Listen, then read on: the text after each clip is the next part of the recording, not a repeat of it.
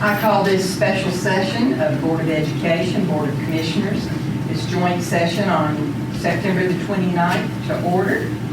And on behalf of the school board, I want to thank all of the commissioners for coming and breaking bread with us and sitting down to have a conversation. It's a training for us, and I can't think of a better use of our time. I really can't. And we're privileged to have Dr. Keith Everson here from the Northeast Georgia RESA, and he's going to work as our facilitator tonight. So, Dr. Everson, I'm going to turn it over to you. All right, thank you. I know at least half the room knows what a RESA is, but some of you all probably do not. RESA is a Regional Educational Service Agency, and what we do is provide professional learning and, in our case, shared special education services to our 14 school districts, Oconee County being one of them, as well as some other services too. One of those services is providing training to our boards of education. There's some annual training requirements for boards of education. The training has to be done by Department of Education approved trainers, and I am one of those trainers. And my training is sometimes different than what some of you all may have experienced. We don't do 100 slides and you sit there and watch and listen to those. The most valuable kind of training that we do is the professional staff in the school district provides the training for the school boards. So that's what we're going to do this evening. The training needs to be aligned to some governance standards, and one of those that we're going to be addressing tonight is Board of Community Relations. And the decisions that the Board of Education makes, the decisions that the commissioners make have a direct impact on one another. And you all should be commended for getting together like this and talking about what you do. This doesn't happen everywhere. Oftentimes there's some dissension between different groups, and you all are willing to come together like this and talk about your governance structure and your budgeting process and your strategic planning. That sends a strong message to the community that you all are working together to make good decisions for the schools and for the community. So my role this evening is just going to be to facilitate the discussion and give the Board of Education members training credit for this evening's discussion. I'll do my best to keep things on track, Dr. Branch. We have three large kind of open-ended topics, but these are all important to the community that we talk about these things. We have scheduled 3 hours together. I think that'll be plenty of time for us to get through these discussions. And with that, turn it over to the group that's going to be doing the organizational structure. Okay.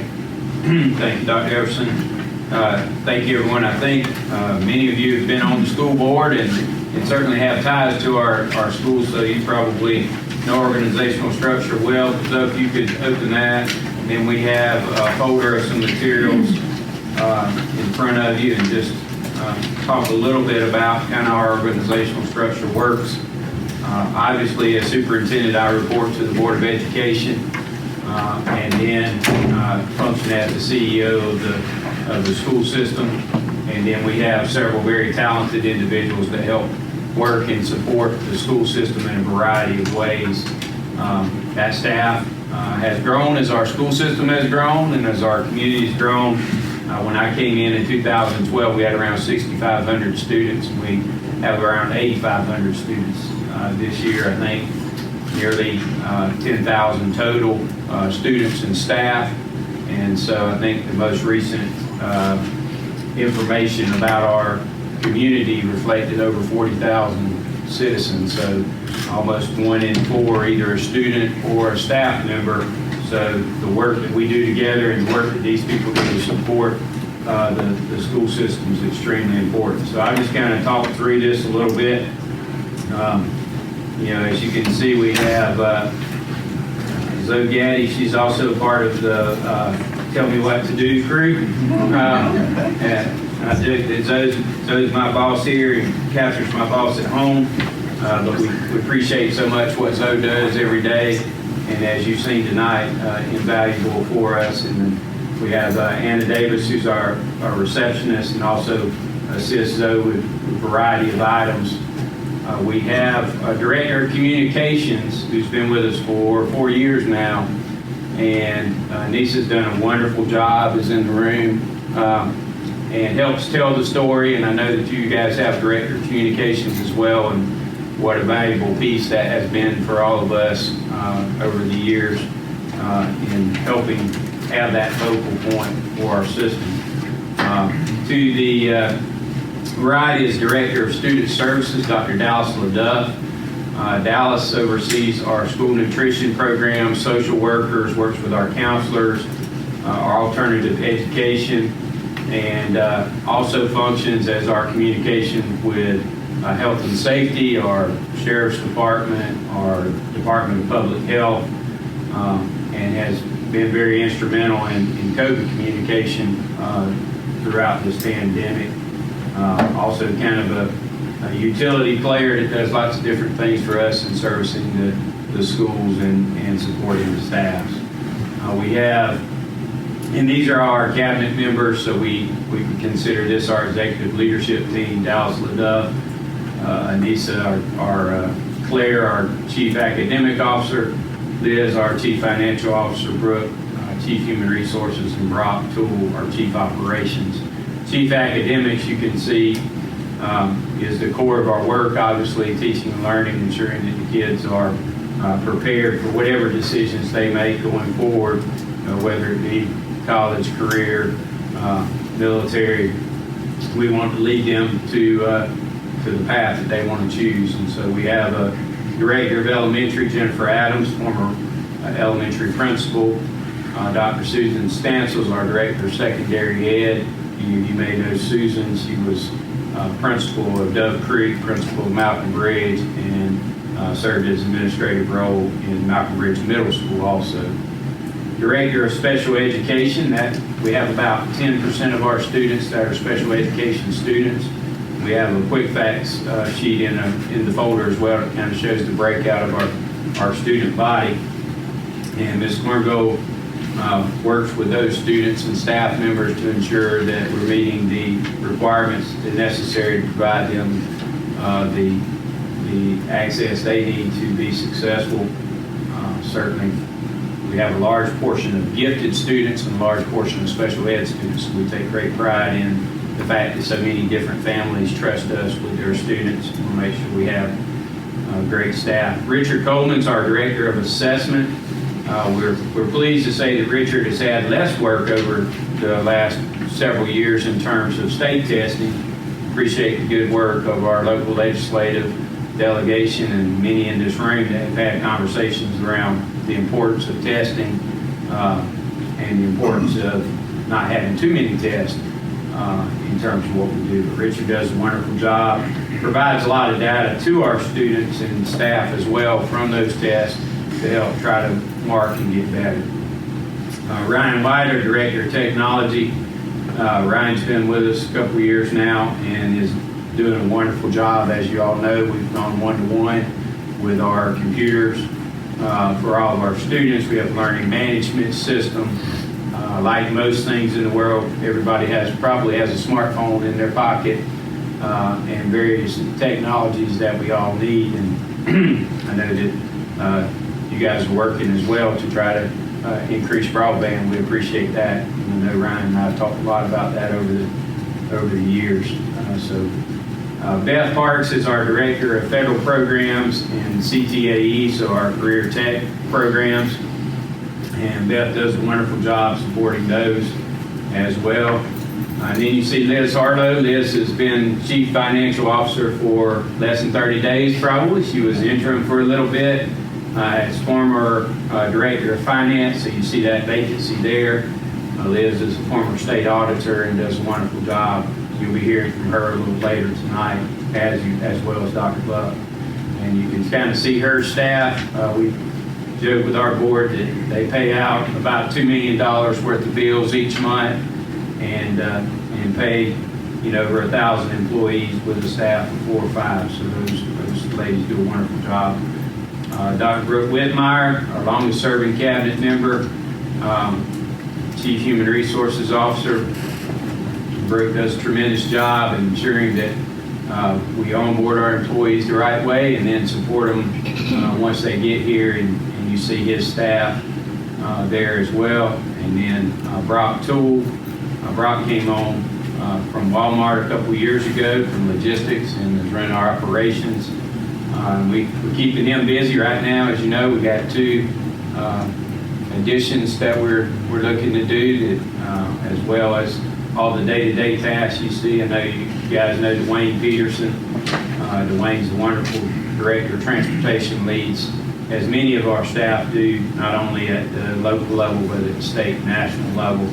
Steve Breidenbach, our director of maintenance, and Fred Ricketson, been with us a couple months now, joined us from University of West Georgia's director of facilities. And so a lot of those positions have been added in the last 10 years as we've grown, and the board has allowed us to put staff in place that are necessary to meet that growth. And then you see where the rubber really meets the road there. Our principals, we have 11 schools, as I said, about 8,500 students this year, and just tremendous leaders in those school systems and in those schools, working with what we think are world-class educators, trying to provide great education for our students. So that's kind of our central office staff in a nutshell, in our leadership. Of course, we have around, I think it's around 650 what we would call certified staff members that are teachers, counselors, principals, central office leaders, and then about 350 or so bus drivers, cafeteria workers, custodians, and I may not have the numbers right here in front of me, I apologize, but a large portion of those staff that really are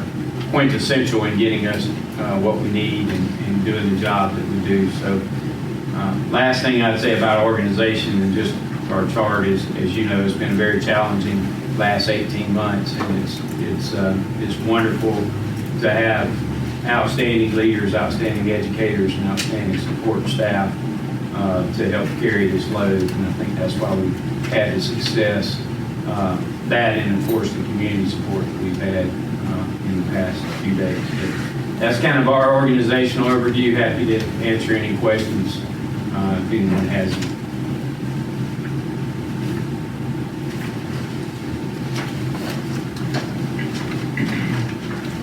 Basically, everybody knows Justin, he's our county administrator. He's in charge of the day-to-day operations, similar to what Dr. Ranch does. The only difference is he's got me there full-time, which is kind of an aggravation, I think, most days. So the chairman is defined in the enacted legislation as the CEO of the county. And I was part of the group that kind of helped define the roles of the chair back in 2009. It seems to be working really well now.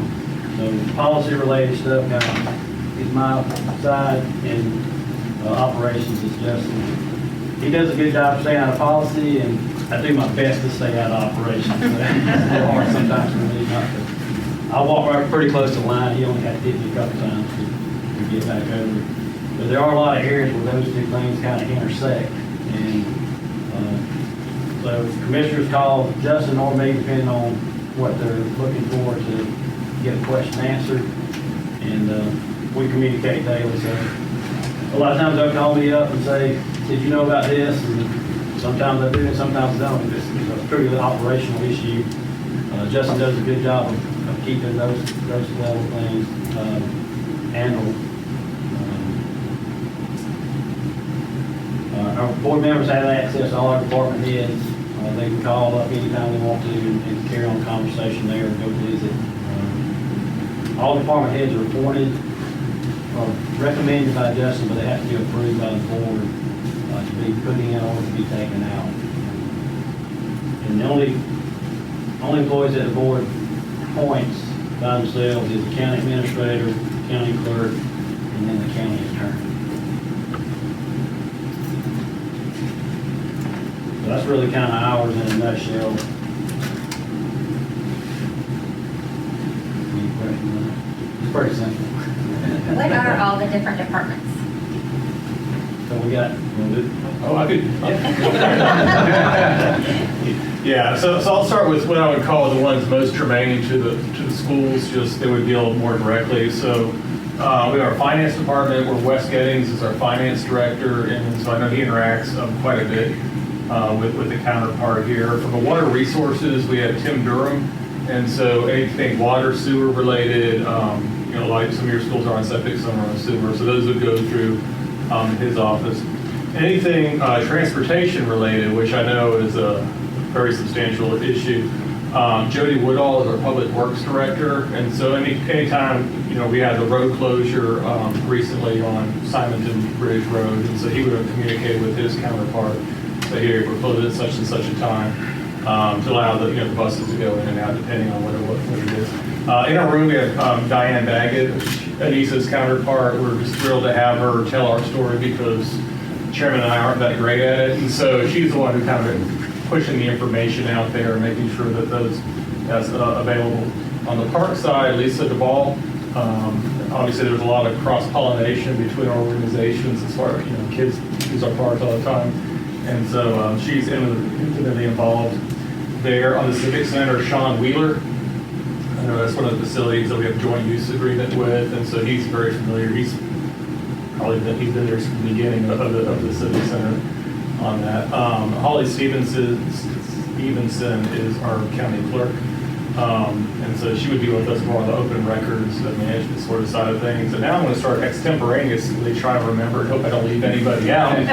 But Guy Herring is our planning director. He's so responsible for, he produced one of the, we're going to have later tonight, kind of our growth, what's available out there as far as the inventory of residential houses. So he's involved with that. Bruce Faxon is our fire chief. I'm sure all of you know Bruce. We have an outstanding volunteer fire department that speaks for itself. CJ Warden's our EMA director. And Crystal Barisco is our animal services director. So those are sort of our mini component, what we call public safety on the governing authority side. There's also the constitutional offices that we fund but are separate entities, that being the sheriff's office, the tax commissioner, probate court, and clerk of court, thank you. Our property appraisal office, the ones who do the assessment, Alan does that, and who am I leaving out? I think I'm moving into our new building, thinking about floor plans. Yeah. Elections. Rebecca Anglin is our director of elections. That's a unique position in that the director of elections is appointed by the Board of Commissioners, and she is also the chair of the Board of Elections. And much like all of us, they've had a very interesting time over the past 18 months, as you can imagine. Human Resources Director is Jill Faulkner, and so they're housed within our office directly. We have facilities. Bobby Reno, who's relatively new, came from Jackson County, doing a fantastic job on the preventative maintenance of our facilities moving forward, working with us on a facility consolidation plan. And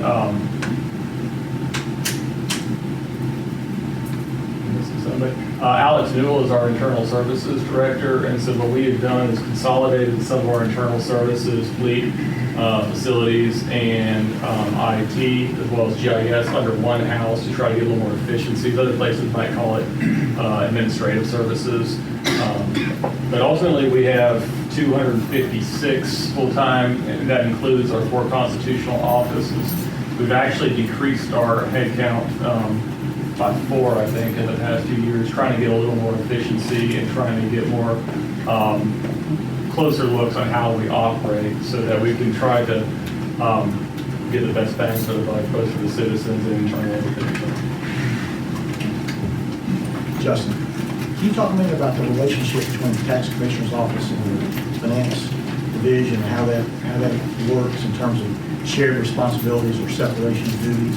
How the interface works between those 2 offices? Yeah, so the property taxes themselves will go directly to the tax commissioners themselves. our finance office is just sort of the keeper at that point of the general fund. And so the finance department receives the sales tax. So we're talking about our two primary revenue streams. Sales tax goes directly to finance. Property tax goes to the tax commissioner. And then the motor vehicle, of course, goes to the tax commissioner also. So her job is to, take the assessments as they go out and just as a collection. Our finance team is the one that sort of houses it at that point as far as once it's received, they're the repository, for lack of a better term. After it's distributed, so the tax commissioner keeps it, so she collects all the money, and then she'll send a check to y'all and a check to us on those distributions. But she's not actually collecting the sales tax, it's just the property tax. That's the distinction.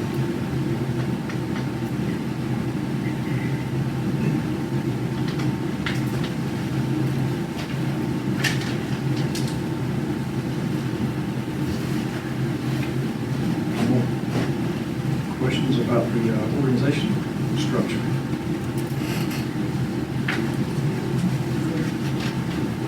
Dr. Branch, we're all ready to begin the budget process discussion. We'll just wait for the cue. Dallas is the cue man. Okay, all right.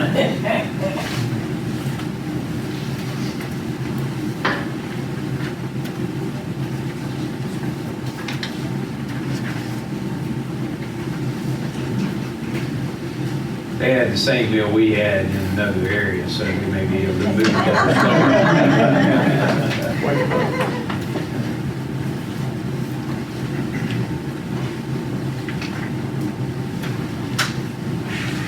She's going to hear from this door. She'll start at that door.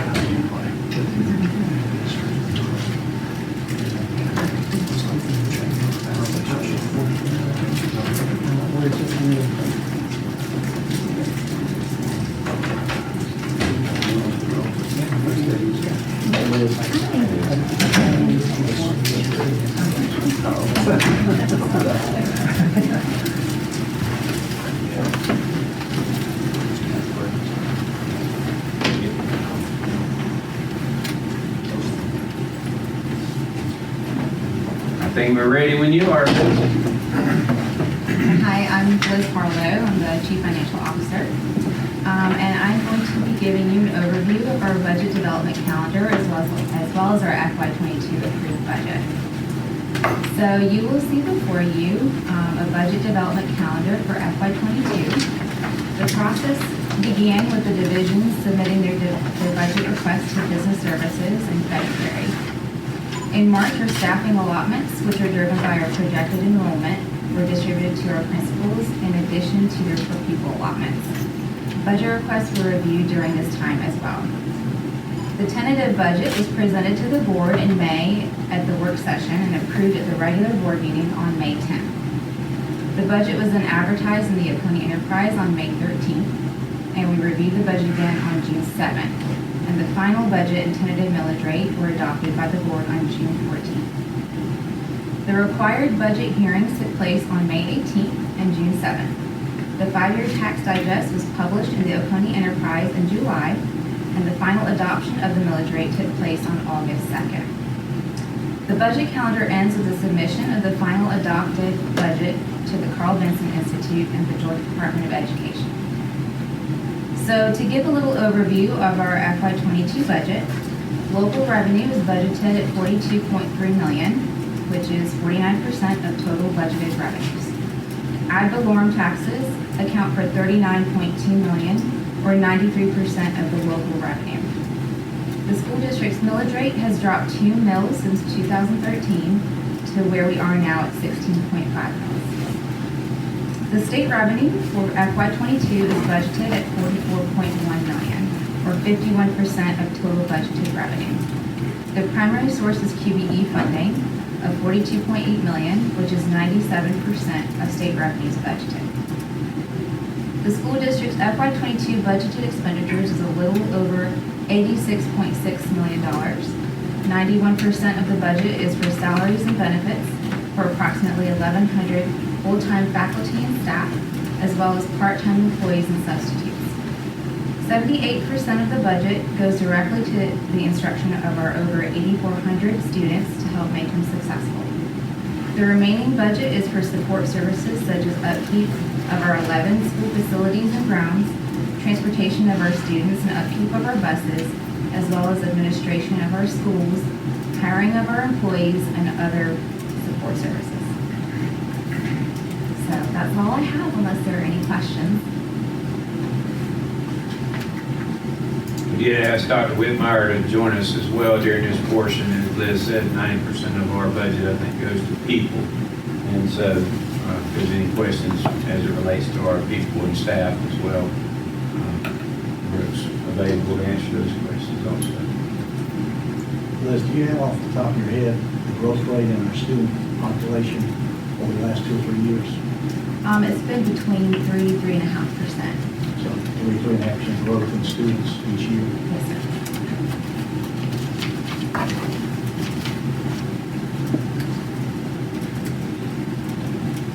Yeah, I think we were close to flat last year with the pandemic. We've been growing 3.5%. We were, I believe, about 0.5% last year from growth. And then this year, about 2%, a little over 2% this year. So, but on average, we've been about 3.5%,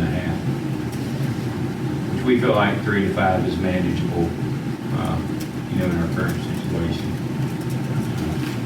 When it gets larger than that, it gets really more challenging. Did you say the millage rate had dropped 2 mills in the last 7 or 8 years? Yes, sir. Thought you said. 2 since I've been on board. You said- Let's go 3. Come Thanks for the clarification back there. I was on that board when we dropped it. He was.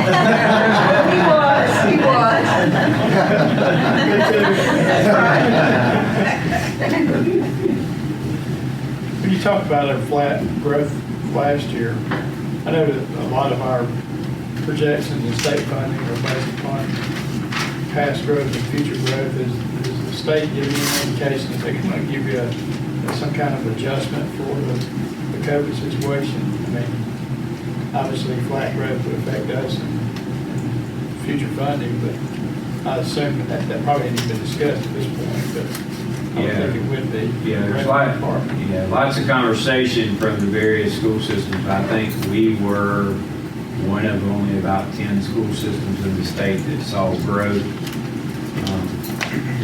here recently because of a lot of various factors. And so, of course, we're funded based on the student rolling 3-year rolling average or 3 last counts of FTE students. That's correct. And so there's lots of concern around the state in terms of, were numbers down last year, and so you're going to have funding for those numbers on the average, but then there's going to be a large influx of students that come back. So those are some of the conversations. So they're thinking that the year after the rolling average, that the students that come back will make up for the difference of the flat year. Well, the concern from systems that saw a large decrease in enrollment, we didn't see a decrease in enrollment, we just didn't see the normal growth that we've had. But the ones that saw the decrease in enrollment, their concern is that you're funded based off of that decreased number. Right. And then when students return, which they felt like students would return, that they were staying home for various reasons, or withdrawing out and going for other options, that the funding would be behind. So we get midterm adjustment, as many of the individuals in the room know, that money comes later, and so there was a concern from that standpoint. So we've not gotten any indication that funding mechanism would change, but the state is aware of the concern statewide. What about students enrolled in the online option? So if the online options that we had last year were through our school, but there's an opportunity to enroll completely at the state level, and that funding would follow the child to the state. That each student can, so you can be enrolled in our schools and take a Georgia Virtual School course that's offered by the state, and that funding, goes to the state for that particular course, but we get funding for the other segments. It's all about the classes they take in the segments. If we get a CTAE course, gets more funding than a regular ed course, and so forth and so on in terms of that piece. In terms of your student population in your 3.5 or 3% growth, is it more is it spread out over all levels, or is it higher in the high school or elementary?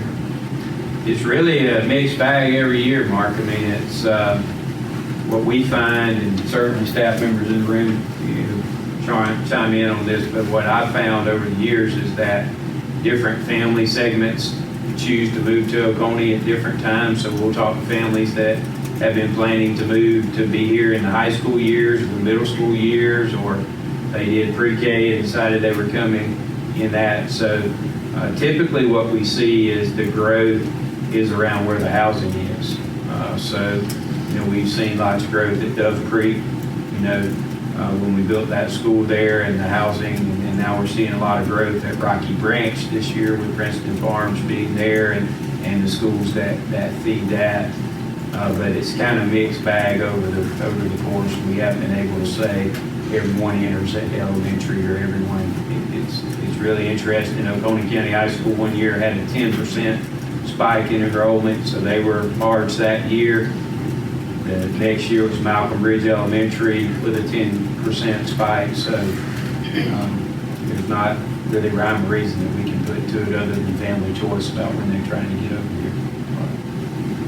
And on I guess you might speak to the levels of each school at this point.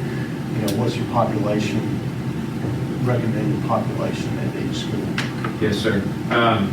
Right now we're standardizing Column Ferry and High Shoals at 750 students.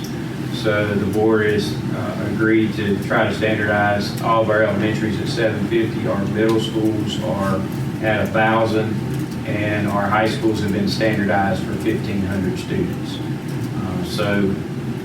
The plan right now is to do 750 standardization at Column Ferry and High Shoals. Both of those projects have been approved by the Board of Education to be concluded by the fall of next year. And then I believe we're targeting 2025 to have Malcolm Bridge Elementary added at 750. In between that, we'll build middle school number 3. We've been referring it to Dove Creek Middle, but obviously the board is going to have to name that at some point or choose to name that. And that'll be for 1,000 students. Right now, we're over capacity at Malcolm Bridge Middle School, over about 10, I think it's over 1,000 students, and it's built for 1,000. The middle school, Oconee Middle, is around 925 or so. They're built for 1,000. And then we're over capacity at North Oconee 5. They're 15, 20, something like that. That is correct. Yeah, there you go. How many kids you got? 15. Enrolling more every day, right? Yeah, every day. So they're built for 1,500. So when we build the middle school, we'll look at a K-12 redistrict and are hoping to be able to balance out with a long-term solution. And that's why it's important to standardize those schools at 750 as we prepare for that. And I guess that's more of a local decision as opposed to a state decision. We will, yeah. State will allow us to build the schools as large as we want. There are high schools over 3,000. There are elementaries over 1,500 in certain segments of communities.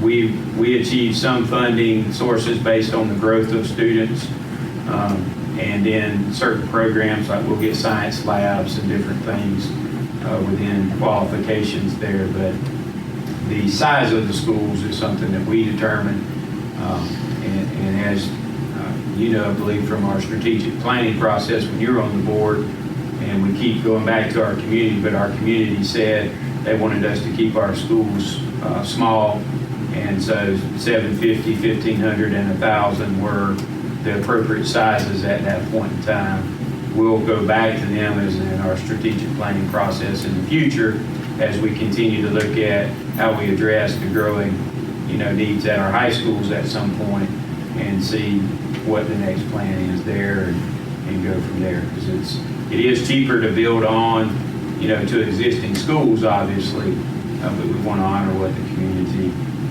has asked us to do, and the board's been great about that as well.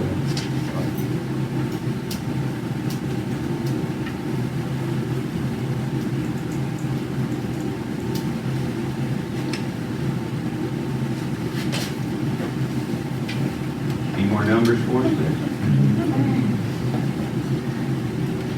I guess one of the things that I just kind of watched from afar now is the ratio between the state and the local ad valorem and whatever that we're contributing locally.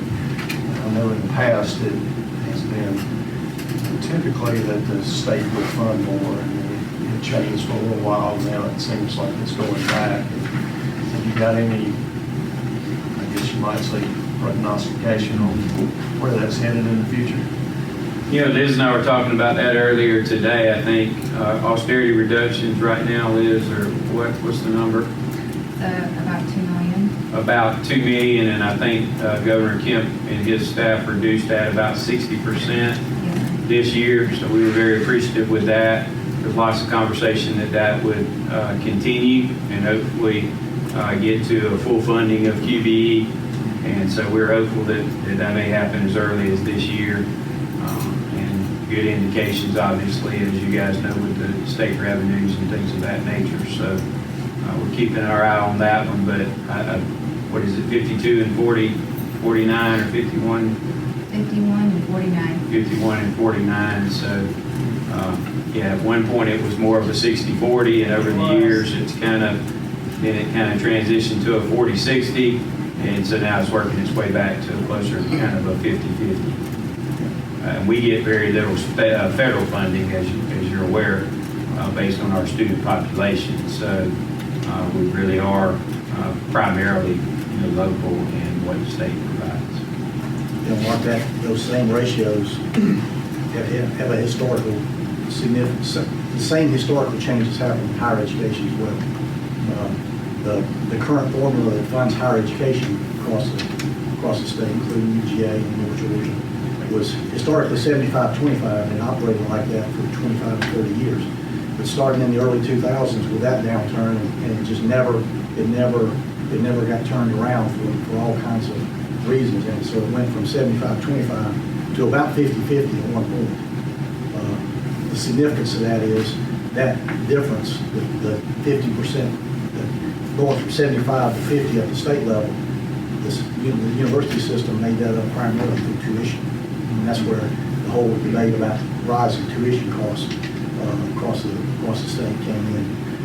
But that was historically 75-25 up until that point, got down to about 50-50. But even today, with some of the enhancements that the state's been able to try to recoup, it's still probably closer to 60-40 or 55-45 now. So it's nowhere near the historical levels of 75-25 in higher education. And obviously, the public education at the local levels is kind of seeing the same change.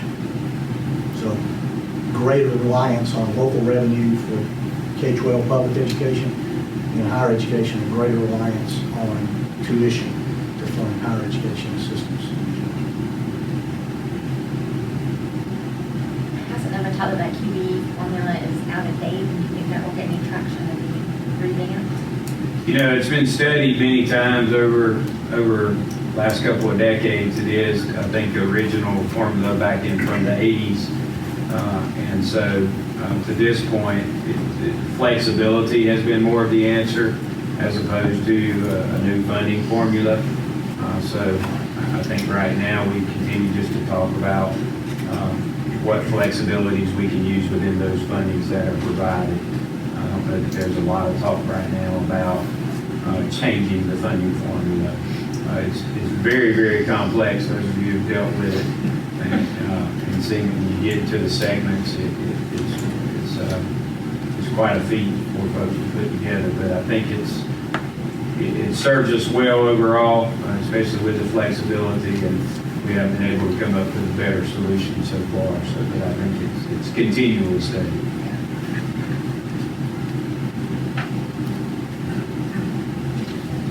I guess the last finance question that I've got is, where are we on the historical austerity reductions? I know it was quite a bit when I was on board. Where are we now? And you're talking about the total of Yes. that? Do you know where we would be? I don't have that total with me. Okay. Yeah, it's, At one time, it was almost a budget year. yeah, it's significant. I mean, I think 30 would be fair.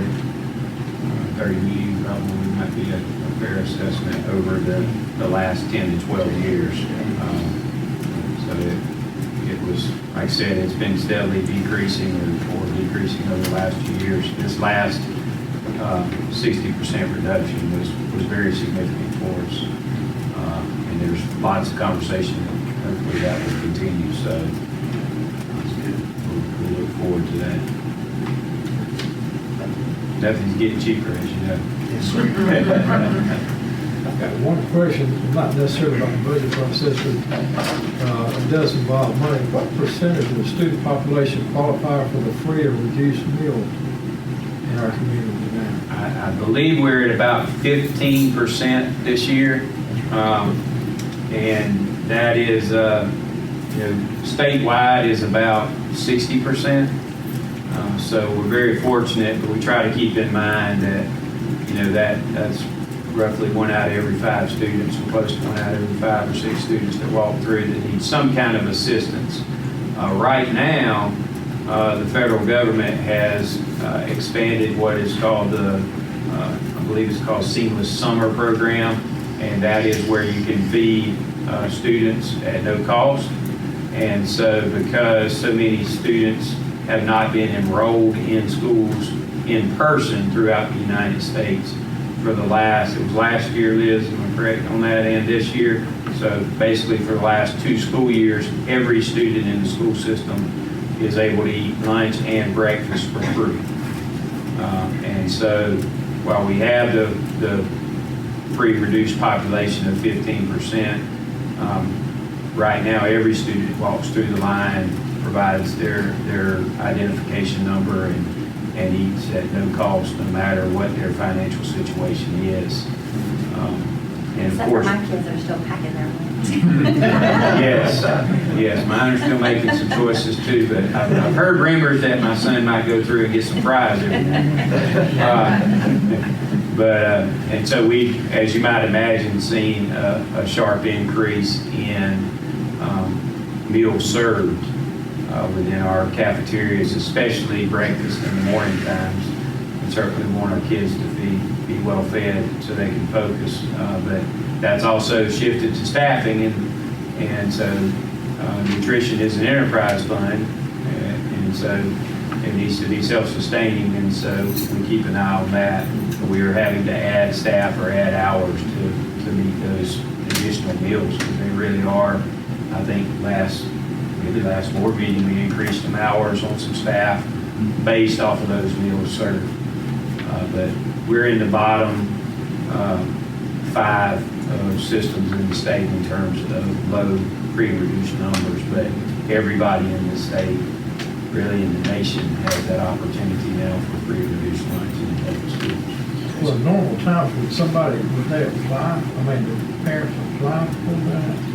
Yes, sir. There's paperwork that needs to be done, and in fact, we are working with our schools. Anissa specifically has been working with our schools because part of that is tied to title funding, federal funding for educational purposes, and so we really do need to identify those students for multiple reasons. But as you might imagine, it's more challenging if that paperwork is not necessary for the meal service. But yes, each year we try to we have to sign them back up, and they demonstrate the need through the paperwork application process. And that's all anonymous, you know, it can be quietly, it's obviously our staff knows, but they can be quietly done and assisted so that, you know, the students get what they need. But it triggers not only free and reduced lunch, but title funding, those federal dollars that we talked about to provide some additional assistance. Jason, do you know right offhand what the income level is, the family income level that triggers that? I don't know offhand. Dallas, do you know that? It depends on how many people are in the household, So Mr. like, Burgess. so like a family of 4? And I don't know what that number is off the top of my head, but there's a different threshold depending on how many people are in the house.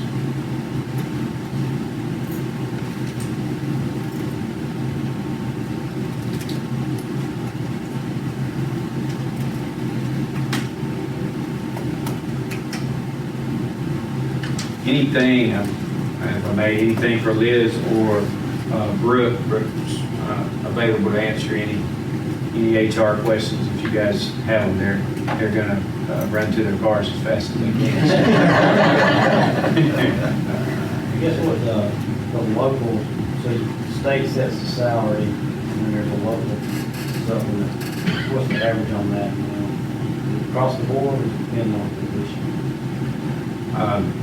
Everything typically built off of the teacher scale. It is, that's right. Brooke, you want to address that? It's based, and I'll also defer to Liz as well, it is based on the degree level and the years of experience for someone entering in the first couple of years of experience, and then there's a stair-step beyond that.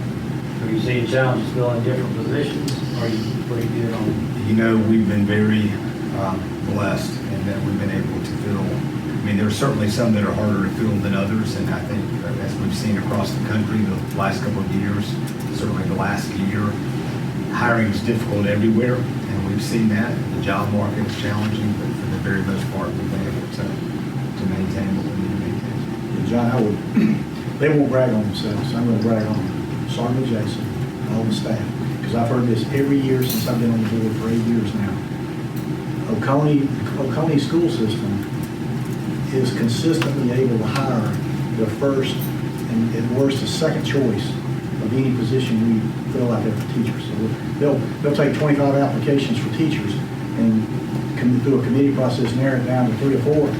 And I know this from my own experience in my career. You know, sometimes you might have to go down to the 3rd or 4th person to hire because you couldn't compete for the first person. I've heard this every year since I've been here, and I always ask this question of we'll get the same answer. We consistently, as a school system, are able to hire the best teachers that apply to positions here, which says a lot about the quality and the culture of the school system that so many of those best teachers and other staff want to be here. So it's a real benefit that helps us, I think, in a lot of ways, be the school system that turns into. And it's because of what they're doing. I think it'd be helpful, especially with their outreach in the community, to talk about like that we hire new teachers and we hire experienced teachers. Can you touch on that a little bit? Certainly.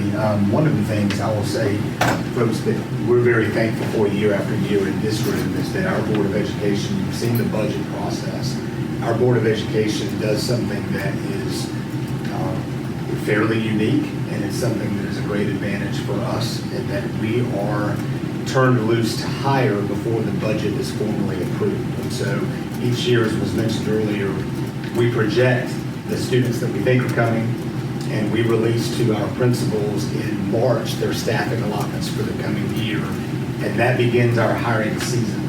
We then go out, the principals in conjunction with my office, they then go out and find the very best available folks that are out there in the market. And the thing that I love to brag on for our district is that we don't place any conditions on that hiring except to get the very best that are available. And so it's not, hey, they've got to be this level of experience from a budgetary standpoint, or they've got to be that level of experience. And what's fascinating to me is that year after year after year, what happens is that we get across the board, if I showed you right now, and I don't have it in front of me, but in terms of the levels of experience, in terms of where the folks come from, in terms of the balance between veteran teachers, new teachers, we get great people every year. And I will tell you that starting with the applications that are received at the beginning of the hiring season to the very end, we end up hiring roughly 3% of those that apply.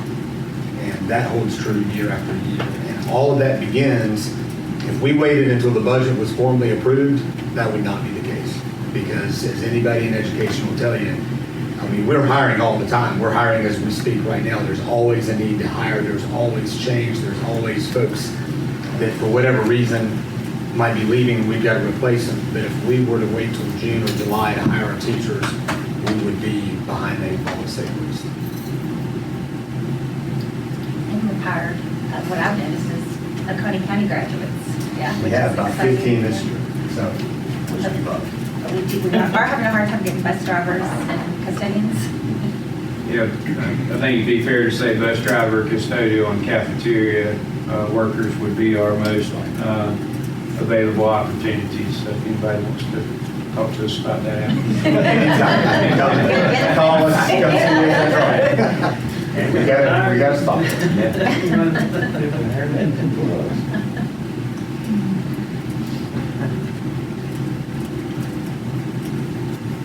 Is there a similar process from the commissioners? Good thing. We're pretty similar as far as timeline. We need to send our request out in January. We did last year, trying to move that up. Let's go the first couple of weeks of January. Typically, they have like, the department heads and constitutional officers have about a month to resubmit the request. We got that all done electronically now, so everybody just keys it in. That's made the process real smooth.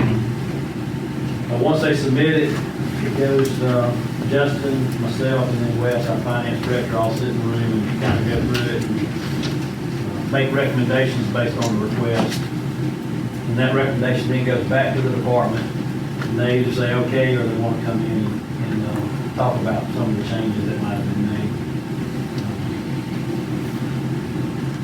Once that process is completed, we do a draft recommendation that's sent out to the entire board.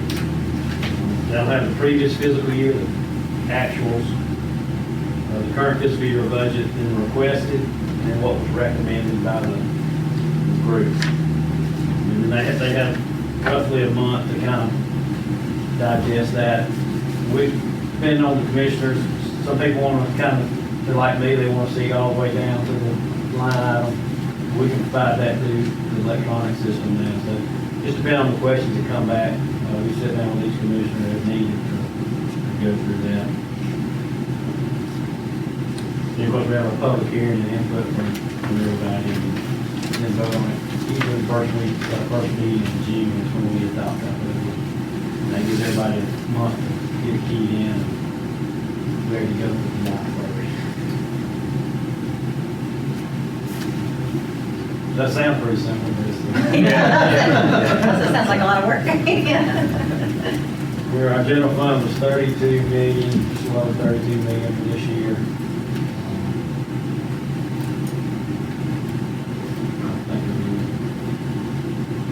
Miss anything there? What we're trying to get to, we've been attempting, or we moved in there, is really identifying what's the true cost of running the operation. This is, I don't want to call it bare bones, but this is what we absolutely have to fund in order to keep our operation moving. That's both on the personnel and then the O&M side. And then what's sort of our revenue, and we know that the needs, wants of the community are going to exceed that. So then, once we kind of identify where we are, what is it, what's our kind of what I call the discretionary fund or amount, and how we allocate that. As we'll talk about the strategic plan a little later, but kind of aligning it with that, what can we fund this year? So that's sort of the approach we've tried to take, is, whenever we have a teacher leaves, the students are still going to be there. You got to fill that position. So we're trying to take an approach to, are there other options as opposed to just going back out to the market, seeing what it is? Can there be some consolidation? Not so much consolidation for consolidation's sake, but it's just kind of taking a fresh look so we can get, again, a more efficient model of government itself. And then, what from the strategic priorities can we fund? Do we have the ability to fund with the resources available? So that's sort of the big picture mindset we try to take going into these discussions. This year, we were able to have our entire expense side done before we figured out the revenue. And to our surprise, when we figured it out, we were able to do a slight rollback on the millage rate. I will say I voted on it 4 times. Y'all can beat that. We've been consistent 668 since 2003. Well, let's see, you started it, first reduction was in 06, 7, and 8. We almost got 2 mills out of that. And then this last one, so it's been at 6.68 since 2008. So even during the drop, we were able to maintain, we had to bump it up, and so that was a real blessing there. So we're at 665, which is like number 7 in the state. So there's only 6 counties with lower millage rate. We've been able to knock out a pretty huge amount of projects over that time. John, the 6.65 is net of the sales tax rollback? Yes. So the millage is higher than that, but then there's a rollback of So the net local is- sales yeah. tax gets you to a net. Like 795 and then roll back. Do you know what the top line number is? I think it's 795. I'm not, I'll look it up and give it to you. So there's about $1 million of sales tax collections that are used to roll that back? What do you anticipate with some of the new developments at Evans Bridge and sales tax happening there? Think it'll show up more than $1 million? And substantially, or we're just looking at like this? It's adjusted every year. I hadn't paid a whole lot of attention to how that's changing each year on percentage wise. But I'll go back and look, try to shoot that out. From a sales tax perspective, I mean, obviously there's the Costco, which we anticipate to be a pretty substantial boom. If you follow what the sales tax numbers have done over the past 12 months, they've been interesting. Yeah, that's an understatement. I'll just leave it at that. While you're there, Justin.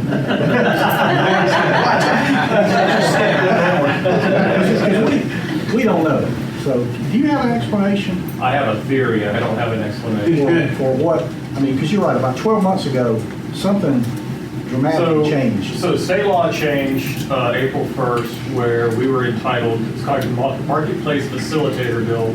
So essentially, we start collecting on Amazon sales. And so online sales, I believe April 1st, starts going into our factor. If you notice you bought something on Amazon, there's a tax line now that maybe wasn't there 2 years ago.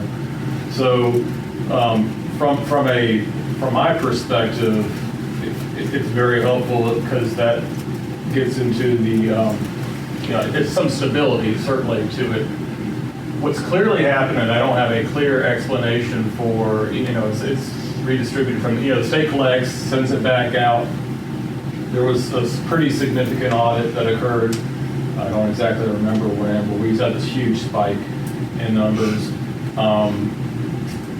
My hunch is they've been doing some internal auditing down at the state level or looking at how they're distributing it. And I feel like what we are getting now is probably a truer, we either recoup what we were owed previously or there's been some catch up. And now we're on kind of like the more correct footing going forward. But there's been some, I would theorize there's been some look as far as what their distribution formulas were down there for the counties. But do you think this significant change that we've seen in the last 12 months on a month-to-month basis, it's turning into a real trend now, it's not just an aberration, let's hope. Right. Do you think that's mostly because of the capture of online sales that wasn't being captured a year or 2 years ago, or is it a more accurate representation of the true sales tax that's being generated based on box stores and everything else that's going in county by county? I would say you probably have 3 factors. One is online sales. 2 is sort of the distribution process from the state. And the third, which I don't know how to quantify, is just the amount of money that right now has been placed into the economy. And if you recall, a lot of last year, bricks and mortar stores were closed for a pretty substantial period. And so you can see some of the dips, but it was almost like within that dip, the online sales sort of leveled it all out. And now we're popping it above. I would say between those three things, there's generational money for any number of reasons. Right now, the economy and the online sales, and then the distribution point. My theory is somewhere within those three is really how we're arriving where we are. But do you get, here's my question, do you get a sense, or is it your perspective then that this is a new baseline that's likely to continue going forward on which you can project and plan? Or is this an aberration that's going to self-correct itself in 6 months and we're going to go back to where we were? So I'd like to hedge my bet. And I would like to see 12 more months. And so if I get another year that's kind of flat with it, or if it just keeps trending up, that'll give me a better idea. From my probably arts major, so that's going to be a money question maybe. Yeah, we were just talking about this the other day about whether this is the new, getting close. I mean, January will be here before you know it, time to budget. So I'm not sure. I don't know. You kind of differ on whether this is going to stay. I don't think it's going to drop down to pre-numbers, but I'm a little worried there will be some consumption reduction at some point. And plus, prices are so elevated now. Well, I guess my question is, has the system corrected itself for the inaccuracies that were going on for a while? And now we're collecting a true reflection of the activity that's generated in Oconee County. And that's going to be whatever it is. Economy goes up, economy goes down, it's going to be what it is. Has there been I think I hear what you're saying is you think there's been an internal recalibration of the way sales tax is collected at the state level and then redistributed to the county level to be a more accurate representation of what's going on in individual counties. I think there's at least been one-off looks at some companies that maybe didn't pay the correct share. The ability to see actually what that data is though at the state level is just not available to us. Yeah, well, I understand. We tried. Yeah. And that's the frustration part, is that, we collect it here, we know, hopefully what it is, but we don't know what it is. And it goes to the state, and then, they give us whatever they want to give us. That's historically been like that for 40 years. So, to answer your question shortly, we don't know. Okay. But at least you put forward a theory that, it has some basis in it. I think if I have 12 more months of what the trend is, I think that'll give us a pretty good idea of which direction it's going. Yeah. A couple of years ago, there was an issue with business licenses being issued in Clark County versus Oconee County. By no fault of the county, I'm not saying that. I'm just fault of the vendor, the retailer themselves. And I think y'all did an in-person audit for several months about every one of these that were in the county. And y'all kind of staying on top of that every year? About a year ago. Did they have to renew their licenses every year, or is it? Yeah, there's that sales tax, so the problem is, if the business changes hands of that shop, and then a lot of the big corporations, all they're doing is looking up the zip code, it says Athens, they say Athens is Clark County, so Boston. So we're trying to get it, I think it's in the process now, so when you apply for your business license, they get a look at the sales tax certificate to make sure that Because it's obviously not the mom and pop stuff, it is the bigger vendors that, like you said, if you got most of them are. If you got a sales receipt, and sometimes when you sales receipt, it'll say Clark County on there, and get David Wells. And we had several in Catchbridge start collecting 8% when East Blossom collected Clark. How about that? So I'm sure that extra 1% didn't come to it. Probably didn't go to Clark County either. So. In terms of your annual budgeting process, what components or departments within your budget have you seen the greatest financial pressure from in the last 3 or 4 years? In other words, which ones have sort of had the greatest level of need or the greatest requirement to deal with fiscally in your budget as opposed to others that may not have had the same pressures? I mean, I would say from a pure operation, and it's not one of our larger departments, but the answer would be obvious, the elections. They've had so many state mandates come at them so rapidly. And so a lot, just an example, just, the equipment was from the state. We had to find room and rewire the electricity in it to handle the different amperage required of it. And so there was all these different things that came out of it rapidly. And so there were, one thing, by God, we're going to run a correct election. And so that, that's one of those, failures, not an option on this one. So that one was sort of like the most immediate triage, I would say, from an operational perspective. Probably roads is our other. Just say it's probably the biggest. I was going to say, also public safety too. I mean, there's always pressure from that across the board. But, that's one of the reasons that we've been looking at the T-SPLOST is because of it's kind of like austerity reductions from the school board side. The road side is felt the same thing for different reasons. It could be from the downturn in the economy in the past when you didn't have the funding mechanism to be able to do the road maintenance. And now we're playing catch up, and the repair cost now is so much more. And especially if you wait longer to do the repairs, it costs you more. On the state roads that run through the county, remind me, is state maintaining or does county maintain even those are state route? They still maintain all of them. And they're so far behind. I mean, project-wise, budget-wise, everything with GDOT is so far behind. I can see where, I drive a good bit by vehicle, and a lot of state routes are really in disrepair. There's some issues up there right now. That's why we're doing a lot of joint projects with DOT, trying to bring some money to the table and accelerate spurs. It's a slow moving horse, but From a big picture, roads are absolutely, but that's a decades long sort of churn that we're trying to catch up on.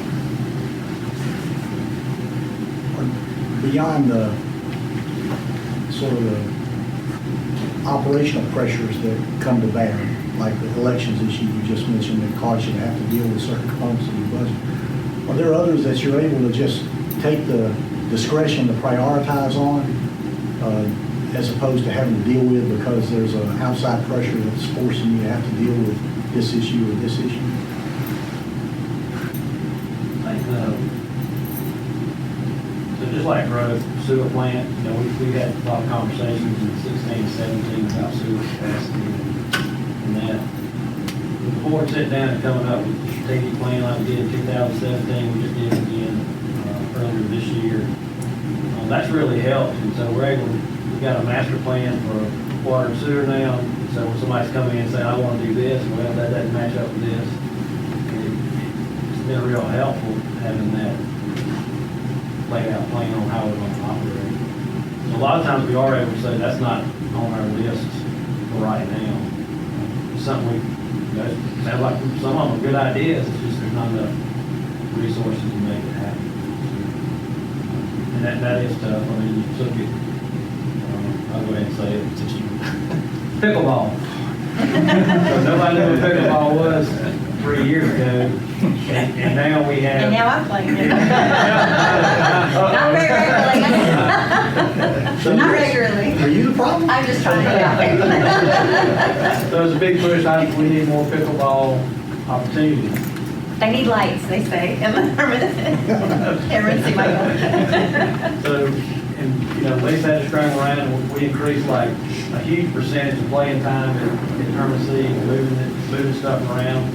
Now it's the outdoor courts, we did some work there, and that worked out. So now we're trying to come up with some way to get an adequate number. But I still got tennis players who have been here and screaming for 15, 20 years about more courts. And so trying to balance those is a challenge sometimes.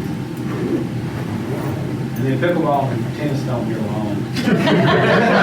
it's a transition factor. It's the knees, I promise you. I got, all my former tennis buddies are saying, okay, come on, buddy, come on, do the pickleball. So I hadn't done that yet. It's like it's all paintball. That was a lot of time. Go like.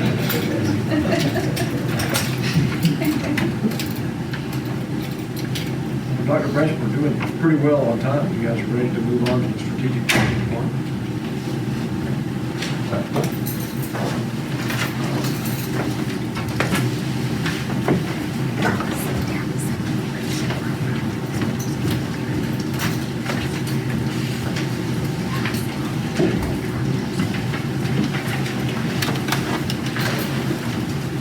Good evening. I'm Claire Buck, and I serve as the Chief Academic Officer here in Oconee County Schools. And before I start talking about strategic planning, it had not crossed my mind until I was sitting there listening. First, I want to thank you all for the opportunity to be here tonight and have both the boards in the same room, and just realize as these two boards sat together that as I think of my grandmother, who was a teacher in the school system, she is up on the Board of Education Hall of Fame, and my grandfather was the chairman of the Board of Commissioners for a long time. So I know they would be proud to know that I was here this evening having this conversation with you all. So I am going to stand up and have my teacher role, if you don't mind, because I do have a few slides to guide our conversation. I also have a few pictures because I think pictures are very powerful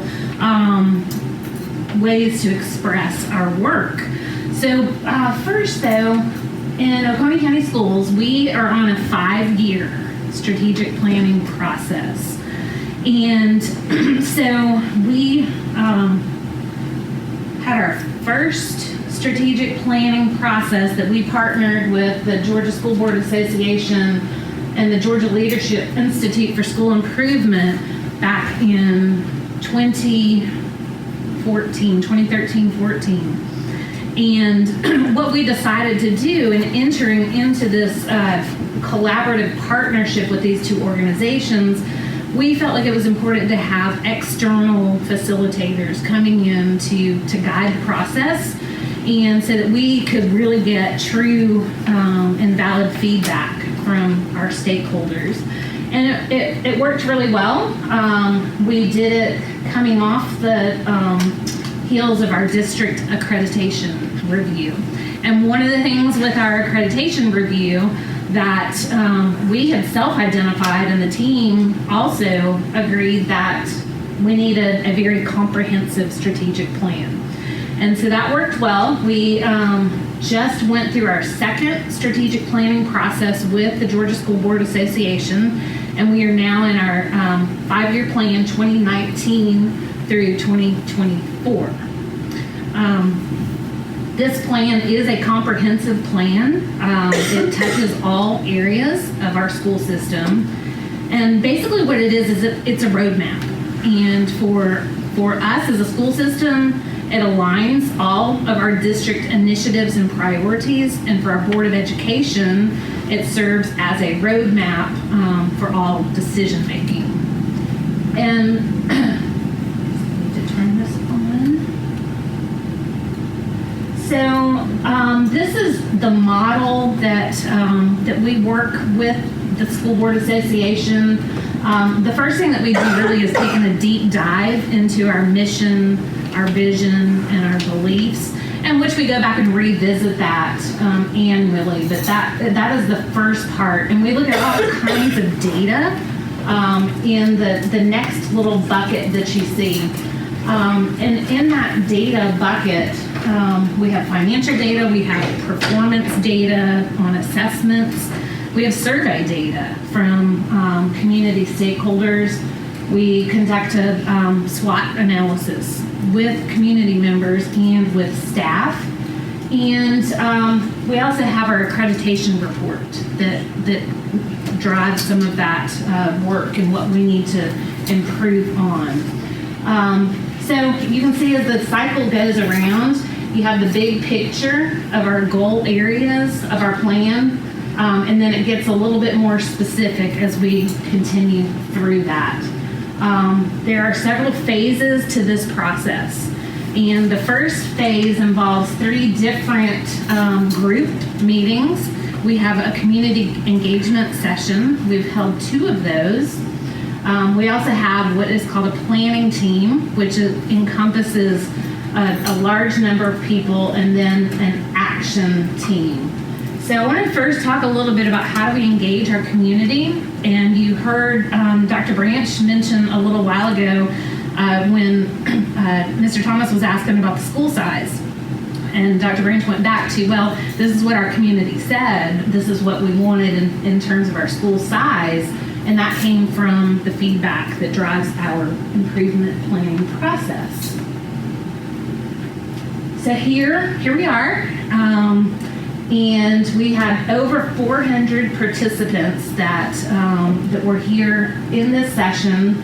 And what you will not see in this picture is you will not see school system leaders or building level leaders facilitating the small group discussions. We reached out and asked community members to come in. We did a little training with them, and they led that discussion. We really wanted it to be very organic and not something that we were overseeing. So we did. We got lots of feedback. And then we got more feedback because we put a survey out and said, okay, if you weren't able to participate, we want to get your input and hear your voice. So we did. We got a lot of information. And to be honest with you, we had a good plan, and it was a solid plan. But based on the feedback that we got from our community and stakeholders, we really changed our plan for the next 5 years. So this is our planning team. This is a picture of the people that were involved in that, and you can see who was involved. But the one thing that I do want to share with you that I think was probably the most powerful component of this was in this group we had students, and we had 2 elementary students, we had 2 middle school students, and 2 high school students. And when Dr. Branch suggested that we do the elementary students, the people from Georgia School Board Association were like, ooh, are you sure you really want to do that? You want to have elementary students come in? And we said yes. And those are our elementary ones right here in the front middle. And they spoke. They were engaged. And we learned from them. And we were quiet, and I know Amory was there at the time and probably remembers a little bit of it, but their feedback really drove a lot of our work and our initiatives. So we were very pleased with that. These are some of the things that came out of the work of that group. And really this was what I call the big picture of the plan, the framework, or the structure, and where we landed was really our 4 goal areas, and then up under those goal areas, what were our priorities, and what were we going to measure? How are we going to see that we're improving? And then this is where you start to see a lot more chart paper and sticky notes, and this is the staff, the superintendent, principals, assistant principals, district leaders. And basically, what we were doing was taking that big framework and then drilling into that framework and saying, okay, we have these 4 goal areas, but let's look at our graduation rate. And where are we now, and what is our goal going to be next year, the next year, and in 5 years? And not only what are those targets going to be, but how are we going to do it? What are the specific action steps that are going to take us and drive us to meeting those goals? And you can see here how much fun everybody was having in this process. But truly, it is, we have a very engaged leadership staff. So what goes to our Board of Education? Our board is involved in the whole process, from the community engagement all the way until the final development of the plan. We do monthly reports to the board as we're going through the process. But what the board actually approves is the big picture. What there's 4 goal areas, and what are the performance objectives, and what are our priorities. What we don't take to the Board of Education for approval are those metrics that I was talking about. Okay, if we're going to hit a 97% graduation rate next year, and the next year 98, well, what if we surpass that? Or what if we don't meet it? So we need the ability on a year-to-year basis to be able to adjust those metrics. So these are our 4 goal areas that came out of this process, and they were new. They changed based on the feedback that we got from our stakeholders. And the big one was culture and climate. That was very important. It was very important to our community, and it was very important to our students. So that was a brand new. The others were rebranded a little bit. Community engagement and partnerships was really expanded a lot to do some more outreach. So what happens next after we have this district plan? I always say, this is when the real work begins. It may be a lot of work to develop this plan, but the real work is actually implementing the plan. And in order to have an effective strategic plan at the district level, you have to have school improvement plans that align specifically and tightly to that district plan. And we also align our plan to objectives at the state level. And we monitor. We monitor the district plan, we monitor the school plans. In fact, I think Dr. Brown just got his feedback form yesterday on his school improvement plan, but we look at that at a district level, and I think he was the first one that I saw open it up to look at it. It was all glowing. It was. We give them what we call glows and what we call grows, and so based on what how they're performing and what is in their plan, and then we go out. As you can see, these are some pictures of us at a couple of different schools at North and at Coleman Ferry, actually sitting there digging into their data and having really good conversations about how they're doing and where they're going. And so then finally, reporting on the strategic plan. We do a couple of things. We have on our website, we have what we call a balanced scorecard, which gives you a quick snapshot of how we're meeting each target. And then we also have our strategic plan on the website that goes in detail and has the specific action steps.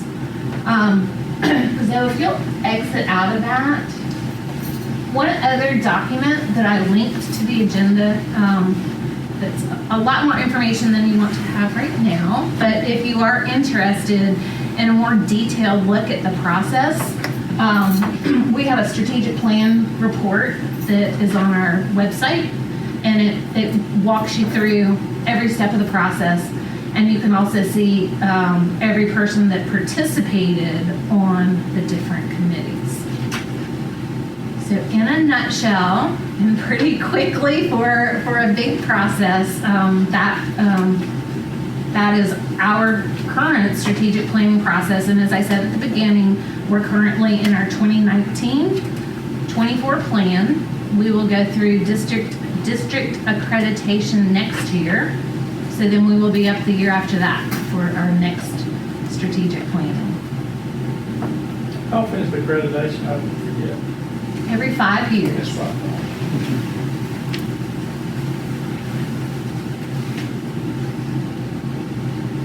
Claire, can you just talk just a minute about the culture climate? Because that was sort of something that came out of that. It was to me new, but it was very vocal from the whole community that there needed to be attention and focus placed on it. Can you kind of just define that in your own words in 30 seconds, what that really means? So I think, What was the community saying? yeah, there's a lot of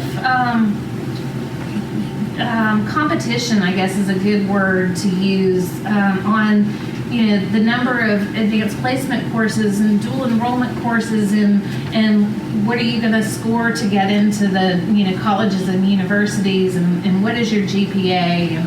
And so that we have such high performing schools that it wasn't that we weren't doing things, it was that we need to shine a light on what we're doing to enhance the whole child.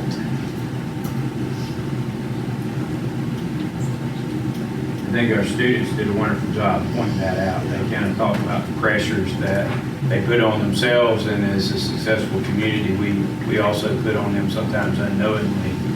And so they wanted to talk about that culture and climate and make sure that was addressed through the process. I think that's where the students really came in, help us center that focus. That Claire,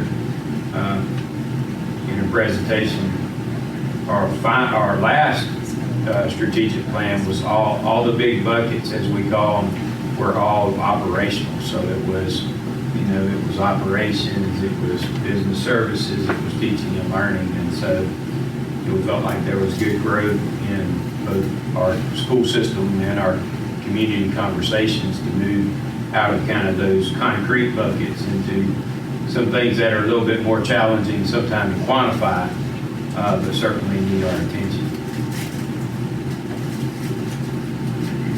What I found interesting, surprising was the awareness of students. I mean, you just don't give them enough credit, but we talk about the school system, Oconee County, and believe it or not, these kids feel a responsibility to maintain that excellence, and they won't get any recognition for that. At least not recognition as far as awards or anything like that, maybe support type recognition. I think that was a big, and it definitely opened eyes up for the school system. But I think they feel as much pressure as anybody. And at the end of the day, they're the ones that take the test. I had the one high school girl tell me, and I had named her, but she said she was a high achiever, but she was talking about that. I said, who do you feel this pressure from? And she said, myself. She said, because of the environment that I'm in, I either have to really stand out, or she said some kids just give up because they can't stand. It's just so hard to stand out in this environment. Oh my gosh, it's a difficult place to be. We have Dr. Dallas LaDuff and Brock Toole, Operations Chief and Director of Student Services with us during this portion too. If you have any questions, I know out of this, and you can see up there where we say implement SEL curriculum, that's that social emotional learning piece, that's that support that we're talking about. And Dallas and his staff work hard to implement that with our principals. So I don't know if you want to speak to that, Dallas, or there might be questions around that. We're talking about culture and climate with students. Sure, Austin. These are our goals from our strategic plan and metrics and measures. But one thing that we tried to do was take the feedback that we got from the strategic plan, that process, and really implement a program for our students where we could provide them direct instruction that will give them some of those coping tools to be able to deal with the stresses of the school day and talk to them about relationships and how they can work to build those relationships with each other, with their teachers, and things like that. So one of the things we're working with now, a direct lesson from the strategic planning process, is how do we ask our students more often, what do they feel like we need to be working on as a school, as a culture, and be able to look at that as the adults in an aggregated way, so that we can respond to that information with the lessons that we're delivering to those students. So that's a big part of our work this year, and we're really excited about that.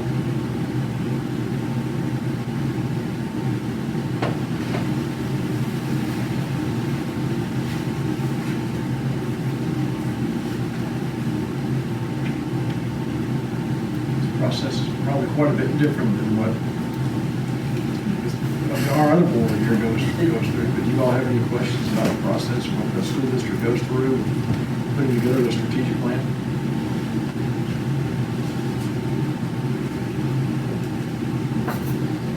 Claire, you mentioned that how this coincides with the Georgia vision. What was that? When you finish your plan, it goes to this. Well, so there is a state plan.